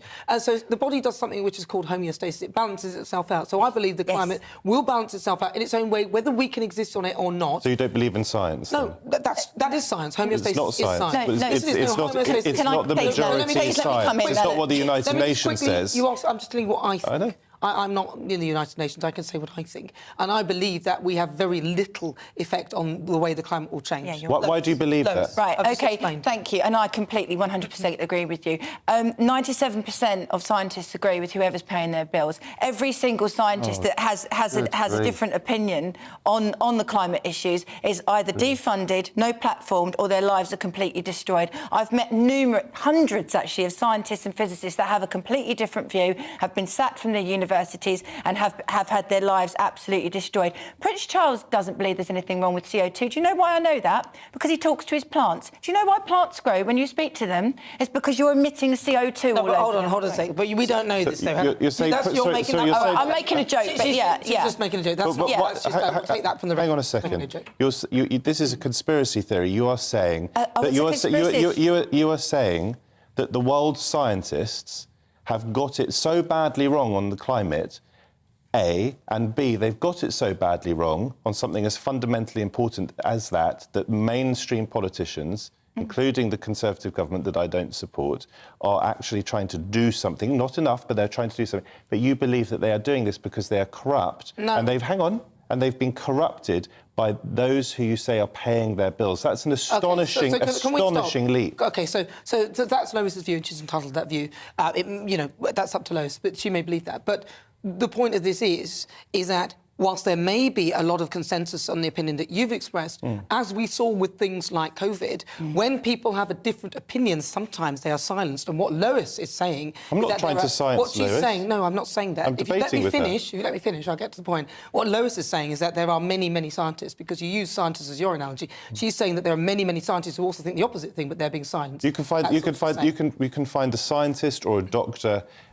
to say almost anything that you want to. You just discredited your own argument.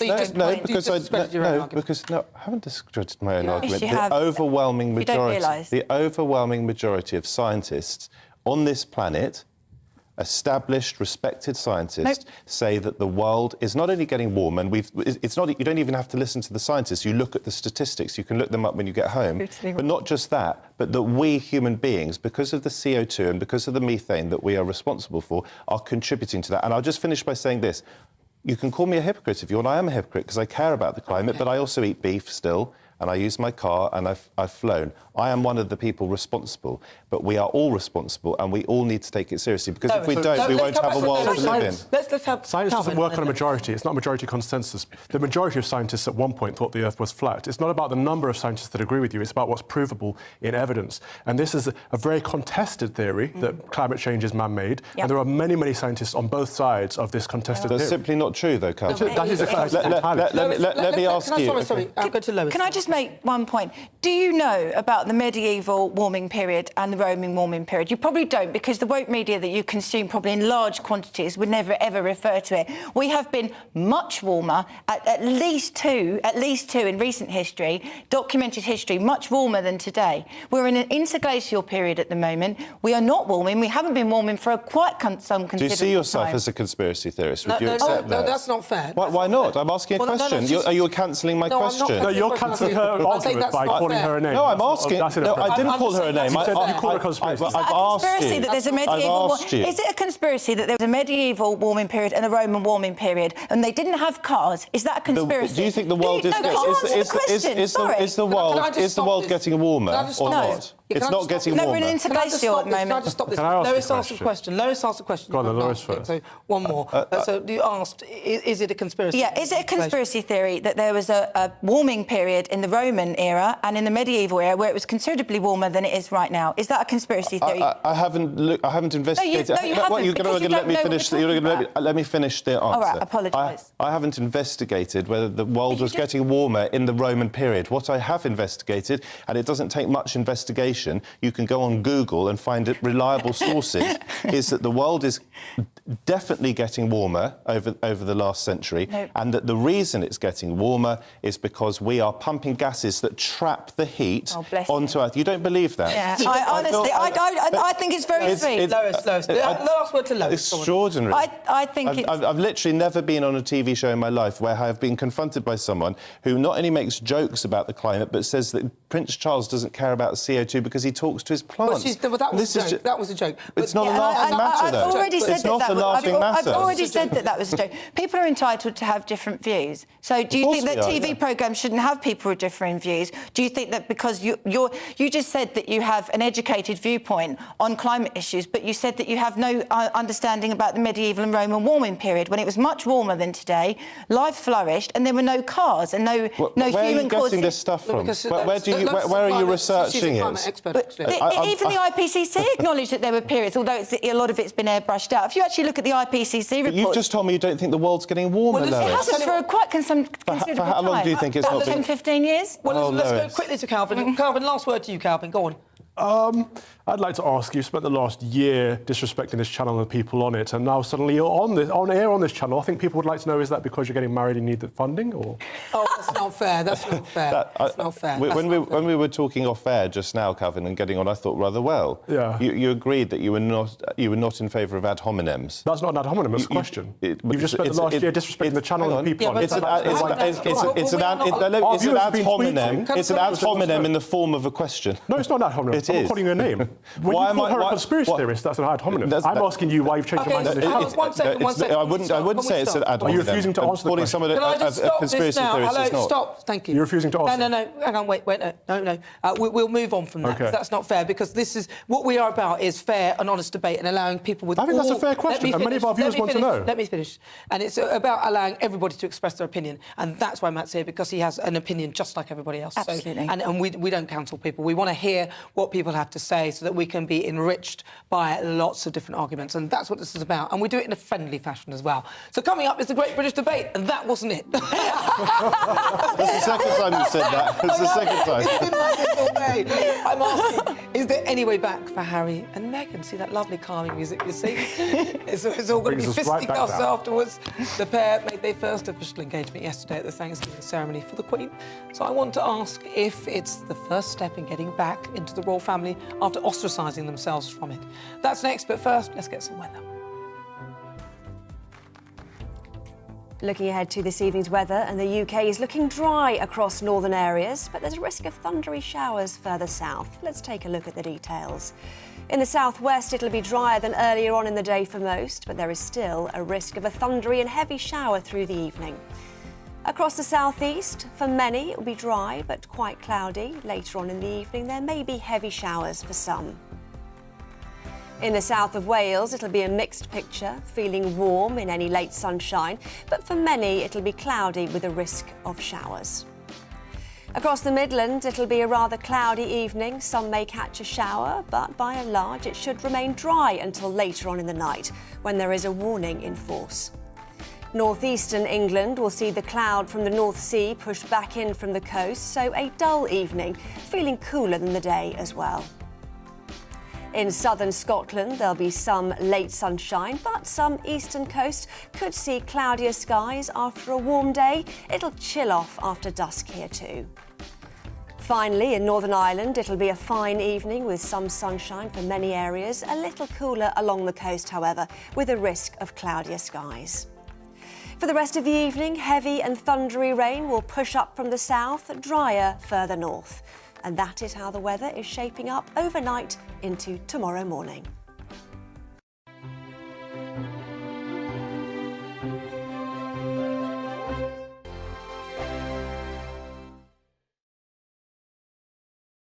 We are GB News. We're right across this great nation. On TV, on radio, on digital. Absolutely everywhere. We don't talk down to you. We embrace all voices.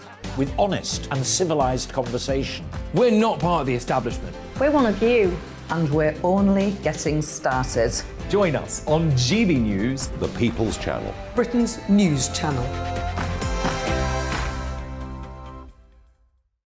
Every morning from 6 o'clock, we'll wake you up with GB News Breakfast with all the stories you didn't know from the night before. So whether it's serious news, entertainment, or your own views from all over our great nation, we're here to kick off your day with a smile. The national media should be reflecting and reporting what's happening here. You will notice the northwestern accents.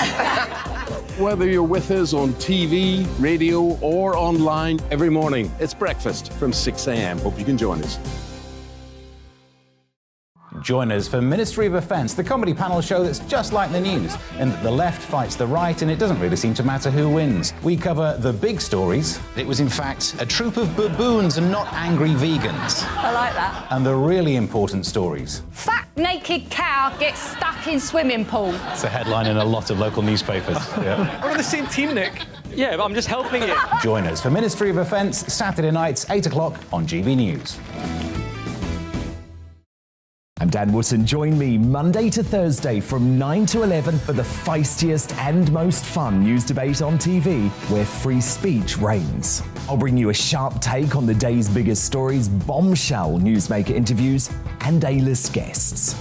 And I guarantee you, no spin, no bias, no censorship, and no reason to go to bed. That's Dan Wootton tonight, Monday to Thursdays from 9 on GB News.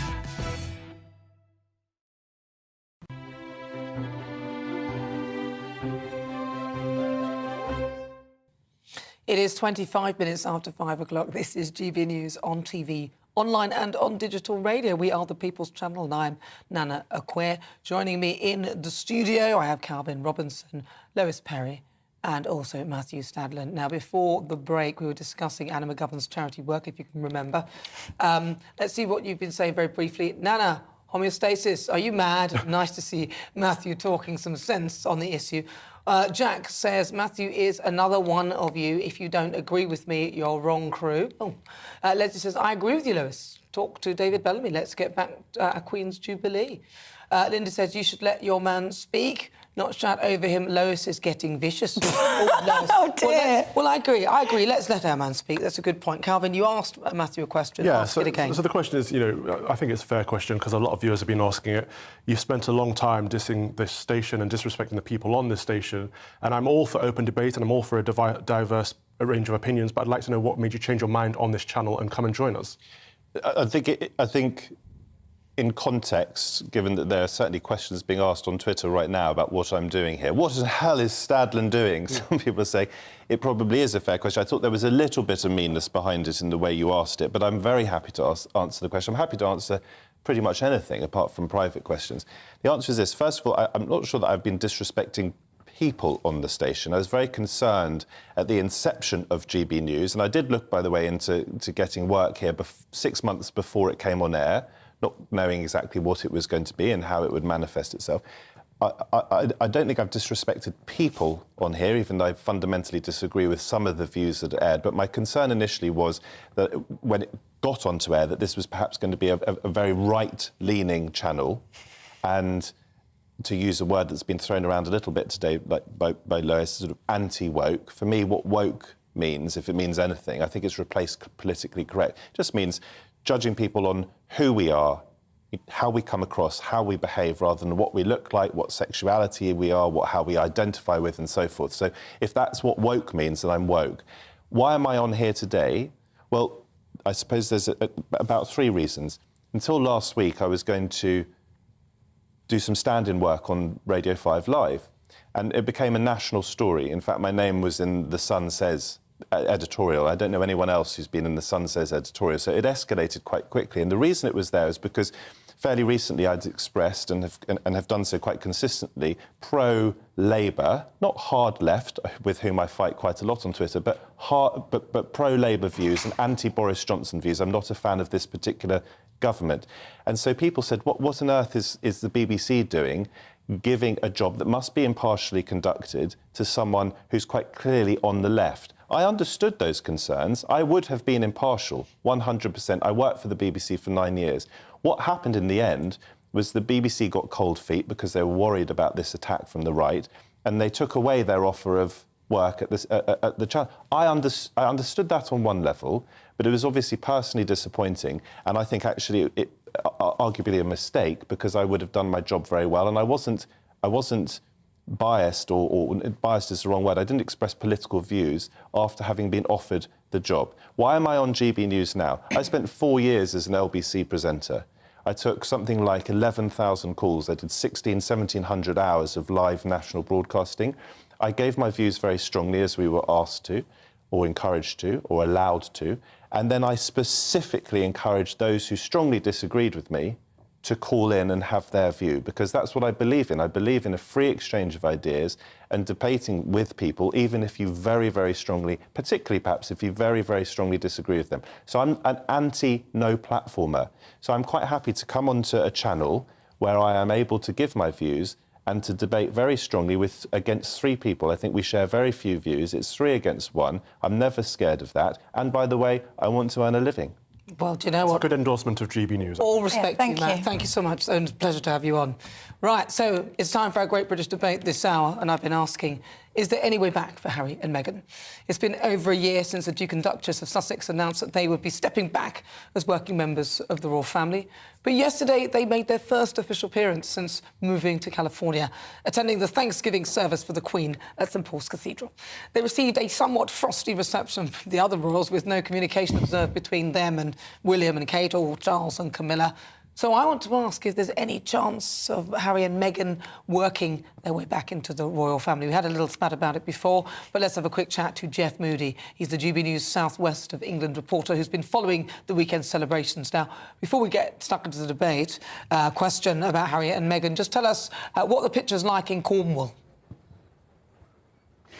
Well, it's been a game of 2 halves, really. The first couple of days, it was absolutely beautiful. The sun was shining, everyone was out on the beach. They were expecting millions of people to come down to Cornwall to enjoy the fine weather. But today, totally different story. It hasn't rained here, but it does look as though it's been threatening to rain all day. And interestingly enough, the cars are bumper to bumper trying to get out of the county. So people are on the way home, leaving Cornwall to the locals, really, and that's quite good, because today, of course, is the day for street parties. There are 80 road closures across Cornwall, so at least 80 street parties. Some of those happened early. Some people were sensible enough to say, you know what, let's not do it on the Saturday, let's do it on the Friday instead when the weather's better. So today, it's a calmer, a quieter atmosphere down here. It's quite nice, really, although it is a bit cold. And there's a little dog barking in the background as well, which I thought was quite nice. Well, listen, I'm going to ask you a little bit about Harry and Meghan and stuff, because a lot of people have been celebrating and stuff. What's your view on the ground? Because obviously it's Lilibet's birthday today. What's your view on the ground? Is anyone mentioning it? And are they feeling sort of a sense of forgiveness towards them now? Do you know, I think forgiveness is the right word. I've been out and about on the beach, ostensibly asking people questions, but also enjoying the weather down here, or the not weather, really. But the general view from people here, I think the Jubilee softened people's views slightly. The view seems to be, well, you know what? It's good that they came, it's good that they travelled across for it, it's also very good that they weren't up there on the balcony, they weren't centre of attention, they were kind of in the shadows a little bit, and people do tend to support that view. That's what I've been hearing here. Also, people saying, well, you know, it's quite good that that they weren't too prominent, and time is a great healer, and as time moves on, people will forget about the troubles with Harry. Let's have a little listen to what people have been saying to me. It's good to be part, you know, they're coming back to the family, so which is really just nice to see them as well. I think it's a storm in a teacup, and I think they'll all settle down again. I think with the royal family they go on forever, and therefore, you know, things settle down over the decades. Yeah. I really like them. Do you? Yeah, I think they're a great couple. Yeah. No, I really like Harry. He's good. Good guy. Yeah. Let's just concentrate on the Queen and the Jubilee, and just leave Harry and Meghan to do what they want to do. There's plenty of Harry and Meghan supporters out in Marazion today. Well, listen, Jeff, thank you. It's been a very moody day out there in Cornwall. Jeff Moody. Thank you so much. He's our GB News South West of England reporter. Fabulous stuff. You're with me, I'm Nana Akua. This is GB News on TV, online and digital radio. Now, still to come, we'll continue with our discussion, and I'm asking, is there any way back for Harry and Meghan? Have you softened? You'll hear the thoughts of my panel, journalist and broadcaster Matthew Stadlen, Conservative commentator Calvin Robinson, and director of Car 26, Lewis Perry. But first, let's get your latest news headlines.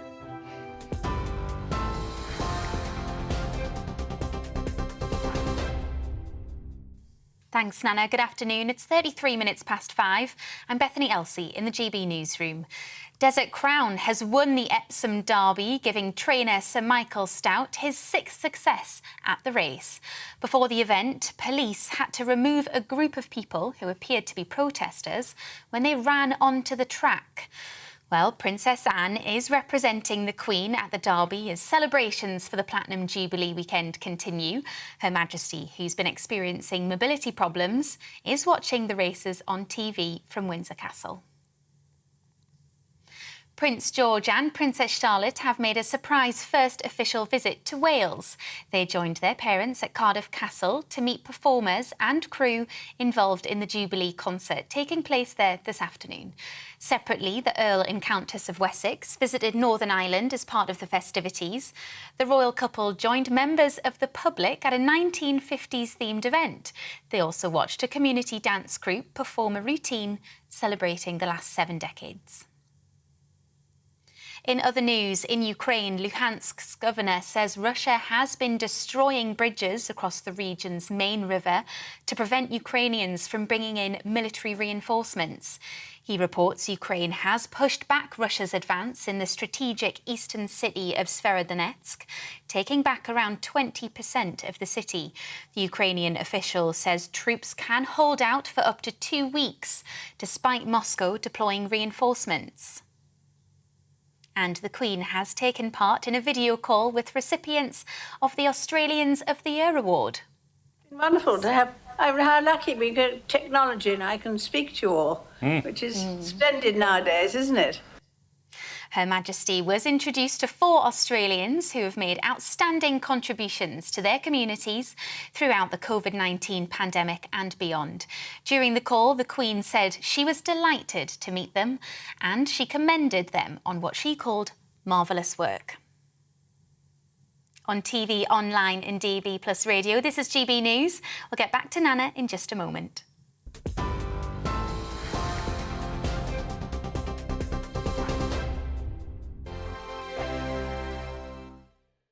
We are GB News. We're right across this great nation. On TV, on radio, on digital. Absolutely everywhere. We don't talk down to you. We embrace all voices. With honest and civilised conversation. We're not part of the establishment. We're one of you. And we're only getting started. Join us on GB News, The People's Channel. Britain's news channel.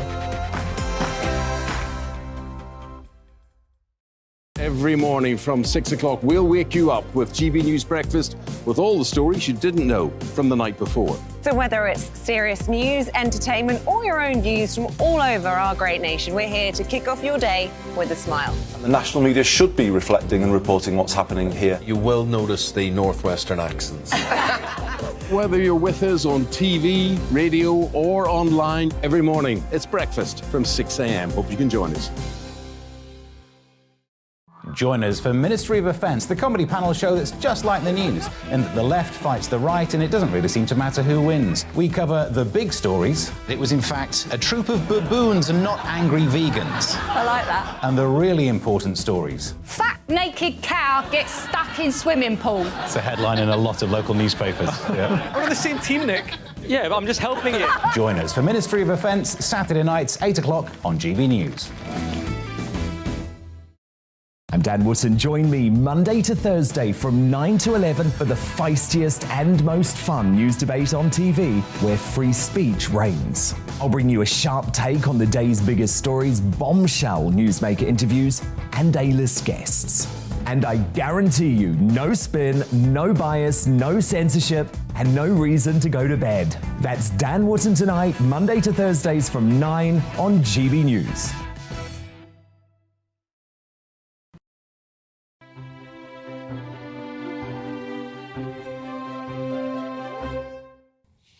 Good afternoon. It's coming up to 39 minutes after 5 o'clock. I'm Nana Akua. This is GB News, the People's Channel. We're live on TV, online and on digital radio. And it is now time for our Great British Debate this hour. And I'm asking, is there any way back for Harry and Meghan? We talked about forgiveness, but now let's see. Could they get back to public life? The Duke and Duchess of Sussex seem to take their first step in building bridges with the royal family this weekend. They attended the Queen's Thanksgiving service at St Paul's Cathedral, but with Harry and Meghan making no observed communication with either the Prince of Wales, the Duchess of Cornwall or the Cambridges. So I'm asking whether there's any way back into the royal family for them. Let's see what my panel make of that. So joining me today is Matt Stadland, also Lois Perry and Calvin Robinson. Right, I'm going to start with you, Lois, because before you were quite vicious as one of our... Vicious? They said you were quite vicious. Lovely. Lois has never been vicious. Oh, I love you, Calvin. See? No, I'm you are. always You're nice. a bit like me, fisticuffs. Let's have a fight. We'd be two little cats. I'd be the dark cat, you'd be the white cat. We'd argue. She can't do as she's told. She can't take direction. She's never going to be able to be in the royal family, is she? She's narcissist, so she's not... She can't behave. Well, she seems to be... She's behaving there. Oh, yeah, briefly. I'm from what little I know about Meghan, and I'm more interested in Harry because he put his life on the line in Afghanistan. He's done a huge amount for Help for Heroes, a huge amount for the people who served our country, and certainly, unlike me, put their lives on the line for this country. But it seems to me that she doesn't want to come back to the royal family. No, she doesn't. What do you think, Kelvin? I think this trip might have been a reminder for them. In those photos we just saw on the TV version of this, Harry looked sad. He looked like he was regretting the situation. So I think there could be a way back if they want it. One of them will have to extend an olive branch. But, of course, family is family and blood is thicker than water. Well, Calvin, how can we know whether if he was looking sad? I don't dispute that. Well, he did look sad. How can we know that it's because he wants to be back there? How can we read his mind? I can't read his mind. We're just asked to talk about a situation that we're foreign to. So as commentators, we make assumptions and we think what we see and we say it out loud. I wouldn't make an assumption about the fact that he looked sad if he did look sad. I thought he did look sad. He looked sad. And also we've got body language experts. Look, I know what you mean because I know what you mean because you don't know specifically what the situation is. But we are, as human beings, quite perceptive, and we can see obviously that they're not happy with the situation. Otherwise, they wouldn't have done an Oprah Winfrey interview. But that hasn't gone well, has it? Part of the difficulty with all this, and it's not just about the royal family, it's about celebrity generally, is when people are in the public eye, a lot of us kind of want to know, well, what's going on behind the scenes? And yet we can't, so we have to guess. And sometimes that gets us into quite hot water. Could I just very briefly say that something that does unite us and that can unite much of the country, although you get quite a lot of my followers on Twitter who are rather anti-monarchy, is that the Queen, whether you're a royalist, whether you're a monarchist or whether you're a Republican, and by the way, I'm not sure what a republic would look like. Do we want Tony Blair, Boris Johnson to be president? Is that what you want? No, thank you. No, it's not what I want. We don't want that. Can we all agree, we do all agree, that to be on the throne for 70 years, not to let us know what she thinks politically, despite the many temptations, to never to put a foot wrong, or almost never, to be as dignified as she has been, to be as hard-working as she has been. When you say almost never, which one? Well, there have been various attempts by tabloid media to say that she was on one side of a debate or another. Was she pro-Brexit? Was she anti-Brexit? Or more like, was she pro? I think the closest it was she pro-union? When she asked people to think quite carefully about how they voted, I think, in the Scottish independence. I think she probably it might make sense, but she obviously shouldn't express an opinion. But by and large, she has been a fantastic ambassador for our country. I don't think that's expressing an opinion, but I do agree she's been fantastic. What about her demonstration of forgiveness? Because if that were me, and somebody had gone on to Oprah Winfrey's show and then sort of said someone in the royal family is racist and done all of that lot, I would be, especially at a time when my husband husband was ill.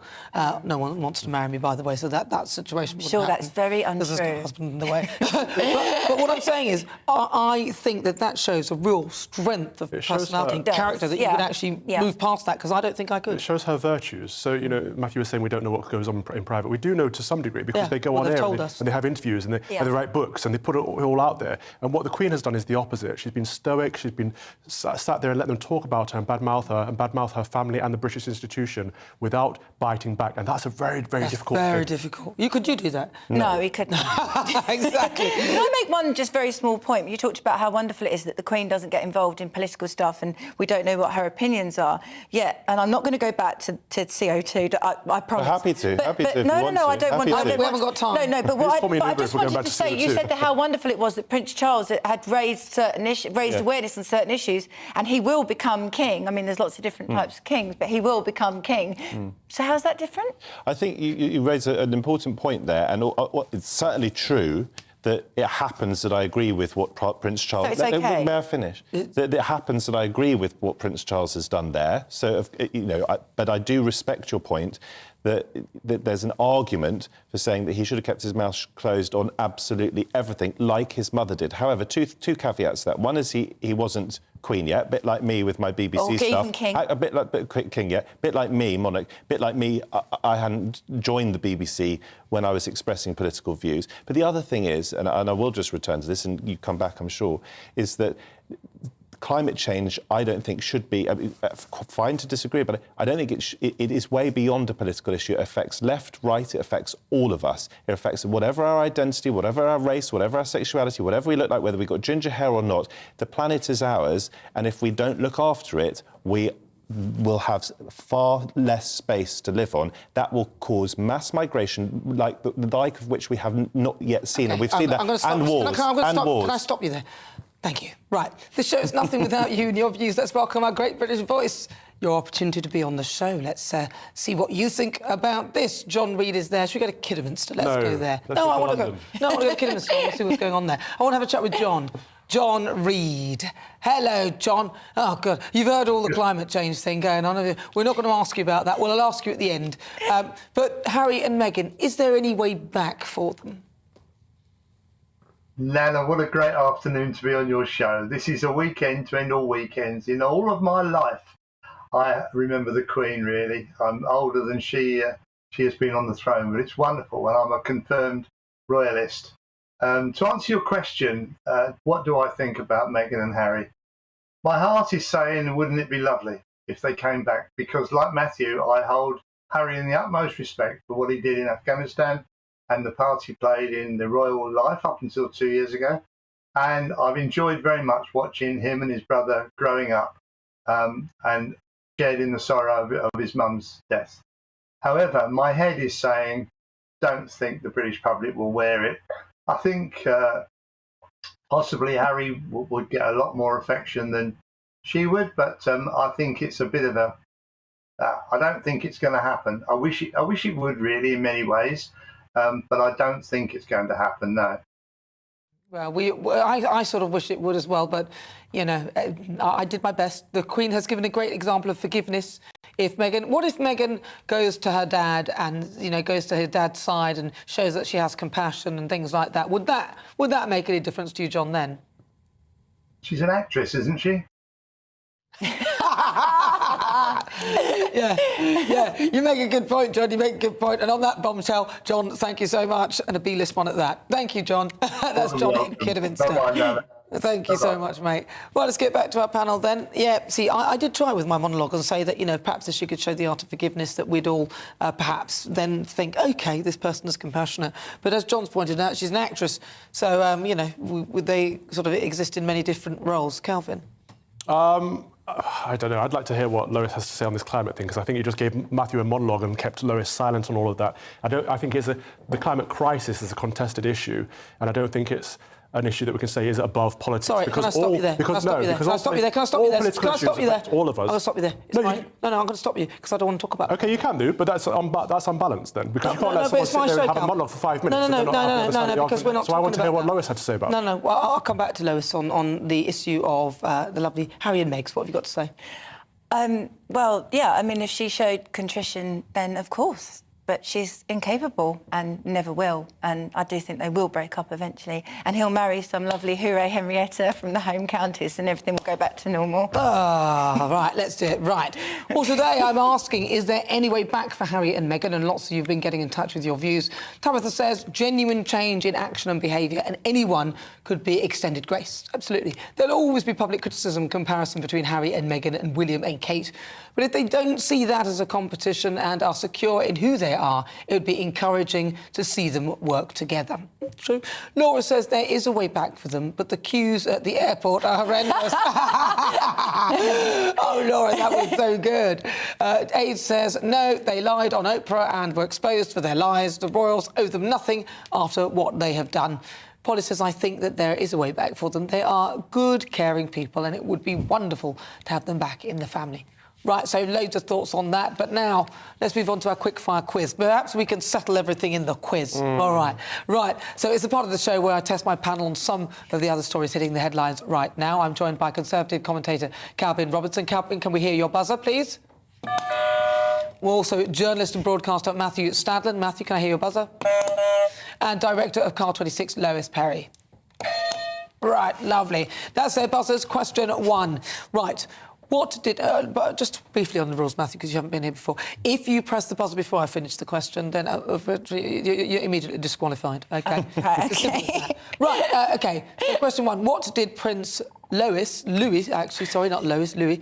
What did Prince Louis ask the Queen during Thursday's flypast, according to the royal lip reader? Was it A, are the red arrows coming? B, why is Auntie Meghan here? Or C, why is it so loud? Lois. Is it why is it so loud? It is indeed A. No, it's not actually. Lois. I thought that was it. I was going to go for A. Well, OK, that's no points to you, Lois. Oh, and, OK. Matthew, no points to you because, well, I didn't. You gave the answer. Right. Now, that's according to the lip-reading expert, Jeremy Freeman, actually, who spoke to the Mirror. Apparently, what was said was, and the Queen replied, I hope so. Did you watch the fly past? So the question that was actually asked her, are the red arrows coming, which was A. Oh, bless him, bless him. Right, question 2. How old was the Queen when she was given her first corgi? Nearest answer wins. Let's start with you. Yes, Matt. 52. Lois. 5. 8. 8. Let's see. Closest answer was... She was 18 years old! Calvin, your first point of the show. Calvin, 1 point to Calvin. 18 years old and she was given her first corgi. That's my mother's name. Is it? Susan. Susan, on her birthday in 1944. Do you think that the Queen would be the same without her corgis? What do you think, corgis? I don't really like dogs. Because they're humbling, aren't they? It's something that you have to look after. It's something you have to care for. It's dependent on you. Yeah, that's why I like cats. Because they get on with it. If you were an animal, you would be a cat, by the way. Would I? Yeah, I think you sort of look a bit like a cat. I love the fact that the Queen has corgis, and I was absolutely not a dog person until I met my then girlfriend, now fiancée, who has 2 working cockers, and I love them deeply. Oh, I'm not a dog person. My friend has a black and white spaniel, and she has 2 of them. One's brown and white, one's black and white, and the black and white one, it just goes on attack when it sees me. Yeah, it literally goes they on don't attack. like me either. The brown one's all right. Right, which of the former Prime Ministers, question 3, which of the former Prime Ministers who are still alive said that being able to sit down in private with Her Majesty the Queen once a week was the finest moment of his job? Calvin. Tony Blair. Yeah. Tony Blair, agreed? Agreed. Yeah, Tony I agree. Blair, do you think it is? No, Oh, David no. Cameron. They said it was such conviction as though they knew what they're talking about. It was actually David Cameron. Nil point. Oh, this is going really well. Right, he said that there was no finer moment than each week having the almost unique ability to sit down in private with Her Majesty. He also said she purrs. Does she? Do you remember? He said she purred down the line about the, you know, the union, the vote, that Scotland's staying in. This sounds like we're going into a different direction. I don't like this. It is kind of an amazing thing about the way the British Constitution works, which is unwritten, of course, that the Queen, as we were saying earlier, does not express political opinion. She has been brilliantly neutral for 70 years, and yet weekly she talks with her Prime Ministers, whether Labour or Tory, and kind of is a sounding board for them. I think it's rather civilised. It's lovely, isn't it? It is. Well, yes, so Her Majesty, lots of things happening there. The Prime Minister might enjoy sitting with the Queen, but do you think that the Queen enjoys sitting with the Prime Minister? What do you think? No. No, Lois says no. Well, it depends which one it is. I think she probably have ones she gets on better with than others. She probably likes Boris because he's quite good fun, isn't he? I think she will enjoy it because she holds them to account, and it's her country, and it matters to her. Yeah. Yeah, I don't think she'll enjoy sitting down with Boris Johnson. No, she would. No, I think that... Why? It's fun. I would do it. Because Boris Johnson lied to the Queen. Well, Keir Starmer lied about Beergate. Would he be more fun? Did he lie about Beergate? Yeah, he what did. Did he lie about? Well, he said Angela Rayner wasn't there when she was. That's he didn't a lie. say that. Labour Party said that. Well, he didn't He's deny the leader it. of the Well, he's a Labour leader. Party. He didn't say it. Well, so if he's... And that for so me, if I think he's was a not PR blunder, and I think it was a mistake. I doubt it was a lie. But if he's not accountable... He should be accountable. Well, yes, that's right. So that... And if he's fined, he's going to resign, unlike the Prime Minister, who's already been fined and hasn't resigned. It can't be fined because the time's run out for the fines to be issued, so it's disingenuous him making the offer. He can be fined. He absolutely can be fined. There's a limit. There's a limit. I think he should be fined, and then he said he would resign, so he should resign. Right, finally, in the year of the Queen's coronation, 1953, how high was the top rate of income tax? Good question. Was it A, 90%? Was it B, 95%? Or was it C, 97.5%? 90%? 90%. Calvin? I'll go with 95. You haven't pressed your buzzer. Please press it. I'll allow this one. Unless it's right. And I'll just, for balance, go for C. He's going to go for C, 97.5%. What do you think at home? Well, let's see if you're right. It's C! Oh, no! So the winner of this quiz... 97.5%? Yeah, 97.5%. Yeah, that was right. It was 97.5%. Should we go back then to having an income tax rate that high? Does anybody fancy it? No. No? No, thank you. Tax is theft. Yes. Joking. Oh, dearie. Right, now, briefly, we're going to go back to our royal butler, Grant Harold, who is on a Jubilee cruise on the way to Norway. He's arrived in Southampton earlier. He is there. Grant! What's that behind you? Is that a statue or actual people? Oh, they are moving, yes. This is some of the crew. This is some of the crew of the Sky Princess that are all... Look at all the Union Jack. Oh, yeah. Look how amazing they look. Yeah, they do. In fact, I love the way they're moving in this weird sort of way because the Wi-Fi's not great. But Grant, listen. Yeah, it's a little bit. Enjoy your cruise, Grant. It's lovely to see you. Take care. That is our royal butler. We'll speak to you tomorrow on your royal journey. I've got to say, fabulous stuff. Well, listen, on today's show, I've been asking you which royal couple has the best relationship, and according to our Twitter poll, what percentage do you think? 75% of you say William and Kate. Yeah. William and Kate, of course. 19% of you say Charles and Camilla, and 6% of you say Meghan and Harry. That's gone down. I've got to say big thank you to my panel. Journalist and broadcaster Matthew Statland. Matthew, thank you so much for joining us. You've been fabulous. Director of Car 26, Lois Perry. Thank you, Lois. And Conservative commentator Calvin Robertson. Calvin, thank you so much for you as well. And as ever, thank you so much to you at home for joining me. It's been fabulous. I'll see you tomorrow at 4. Enjoy your Jubilee journey. Looking ahead to this evening's weather, and the UK is looking dry across northern areas, but there's a risk of thundery showers further south. Let's take a look at the details. In the southwest, it'll be drier than earlier on in the day for most, but there is still a risk of a thundery and heavy shower through the evening. Across the southeast, for many, it will be dry but quite cloudy. Later on in the evening, there may be heavy showers for some. In the south of Wales, it'll be a mixed picture, feeling warm in any late sunshine, but for many, it'll be cloudy with a risk of showers. Across the Midlands, it'll be a rather cloudy evening. Some may catch a shower, but by and large, it should remain dry until later on in the night, when there is a warning in force. Northeastern England will see the cloud from the North Sea push back in from the coast, so a dull evening, feeling cooler than the day as well. In southern Scotland, there'll be some late sunshine, but some eastern coast could see cloudier skies after a warm day. It'll chill off after dusk here too. Finally, in Northern Ireland, it'll be a fine evening with some sunshine for many areas, a little cooler along the coast, however, with a risk of cloudier skies. For the rest of the evening, heavy and thundery rain will push up from the south, drier further north. And that is how the weather is shaping up overnight into tomorrow morning. Join me, Darren Grimes, for Real Britain every Saturday and Sunday from 2 p.m. A news hour that comes with a trigger warning. Scorching hot opinion with prominent guests saying the unsayable and a little bit of weekend fun thrown in. Unlike other broadcasters, I won't be forgetting what the B in our name stands for. So hurry in for Real Britain, Saturday and Sunday from 2 p.m.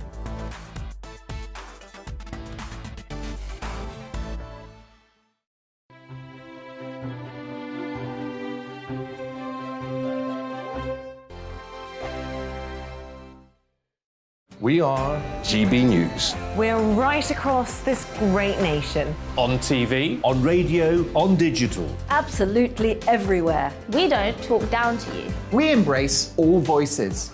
With honest and civilised conversation. We're not part of the establishment. We're one of you. And we're only getting started. Join us on GB News, The People's Channel. Britain's news channel. Every morning from 6 o'clock, we'll wake you up with GB News Breakfast with all the stories you didn't know from the night before. So whether it's serious news, entertainment, or your own views from all over our great nation, we're here to kick off your day with a smile. The national media should be reflecting and reporting what's happening here. You will notice the northwestern accents. Whether you're with us on TV, radio, or online, every morning, it's breakfast from 6 a.m. Hope you can join us. Join us for Ministry of Offence, the comedy panel show that's just like the news, in that the left fights the right and it doesn't really seem to matter who wins. We cover the big stories. It was in fact a troop of baboons and not angry vegans. I like that. And the really important stories. Fat naked cow gets stuck in swimming pool. It's a headline in a lot of local newspapers. Yeah. We're on the same team, Nick. Yeah, but I'm just helping you. Join us for Ministry of Offence, Saturday nights, 8 o'clock on GB News. I'm Dan Wootton. Join me Monday to Thursday from 9 to 11 for the feistiest and most fun news debate on TV, where free speech reigns. I'll bring you a sharp take on the day's biggest stories, bombshell newsmaker interviews, and A-list guests. And I guarantee you, no spin, no bias, no censorship, and no reason to go to bed. That's Dan Wootton tonight, Monday to Thursdays from 9 on GB News.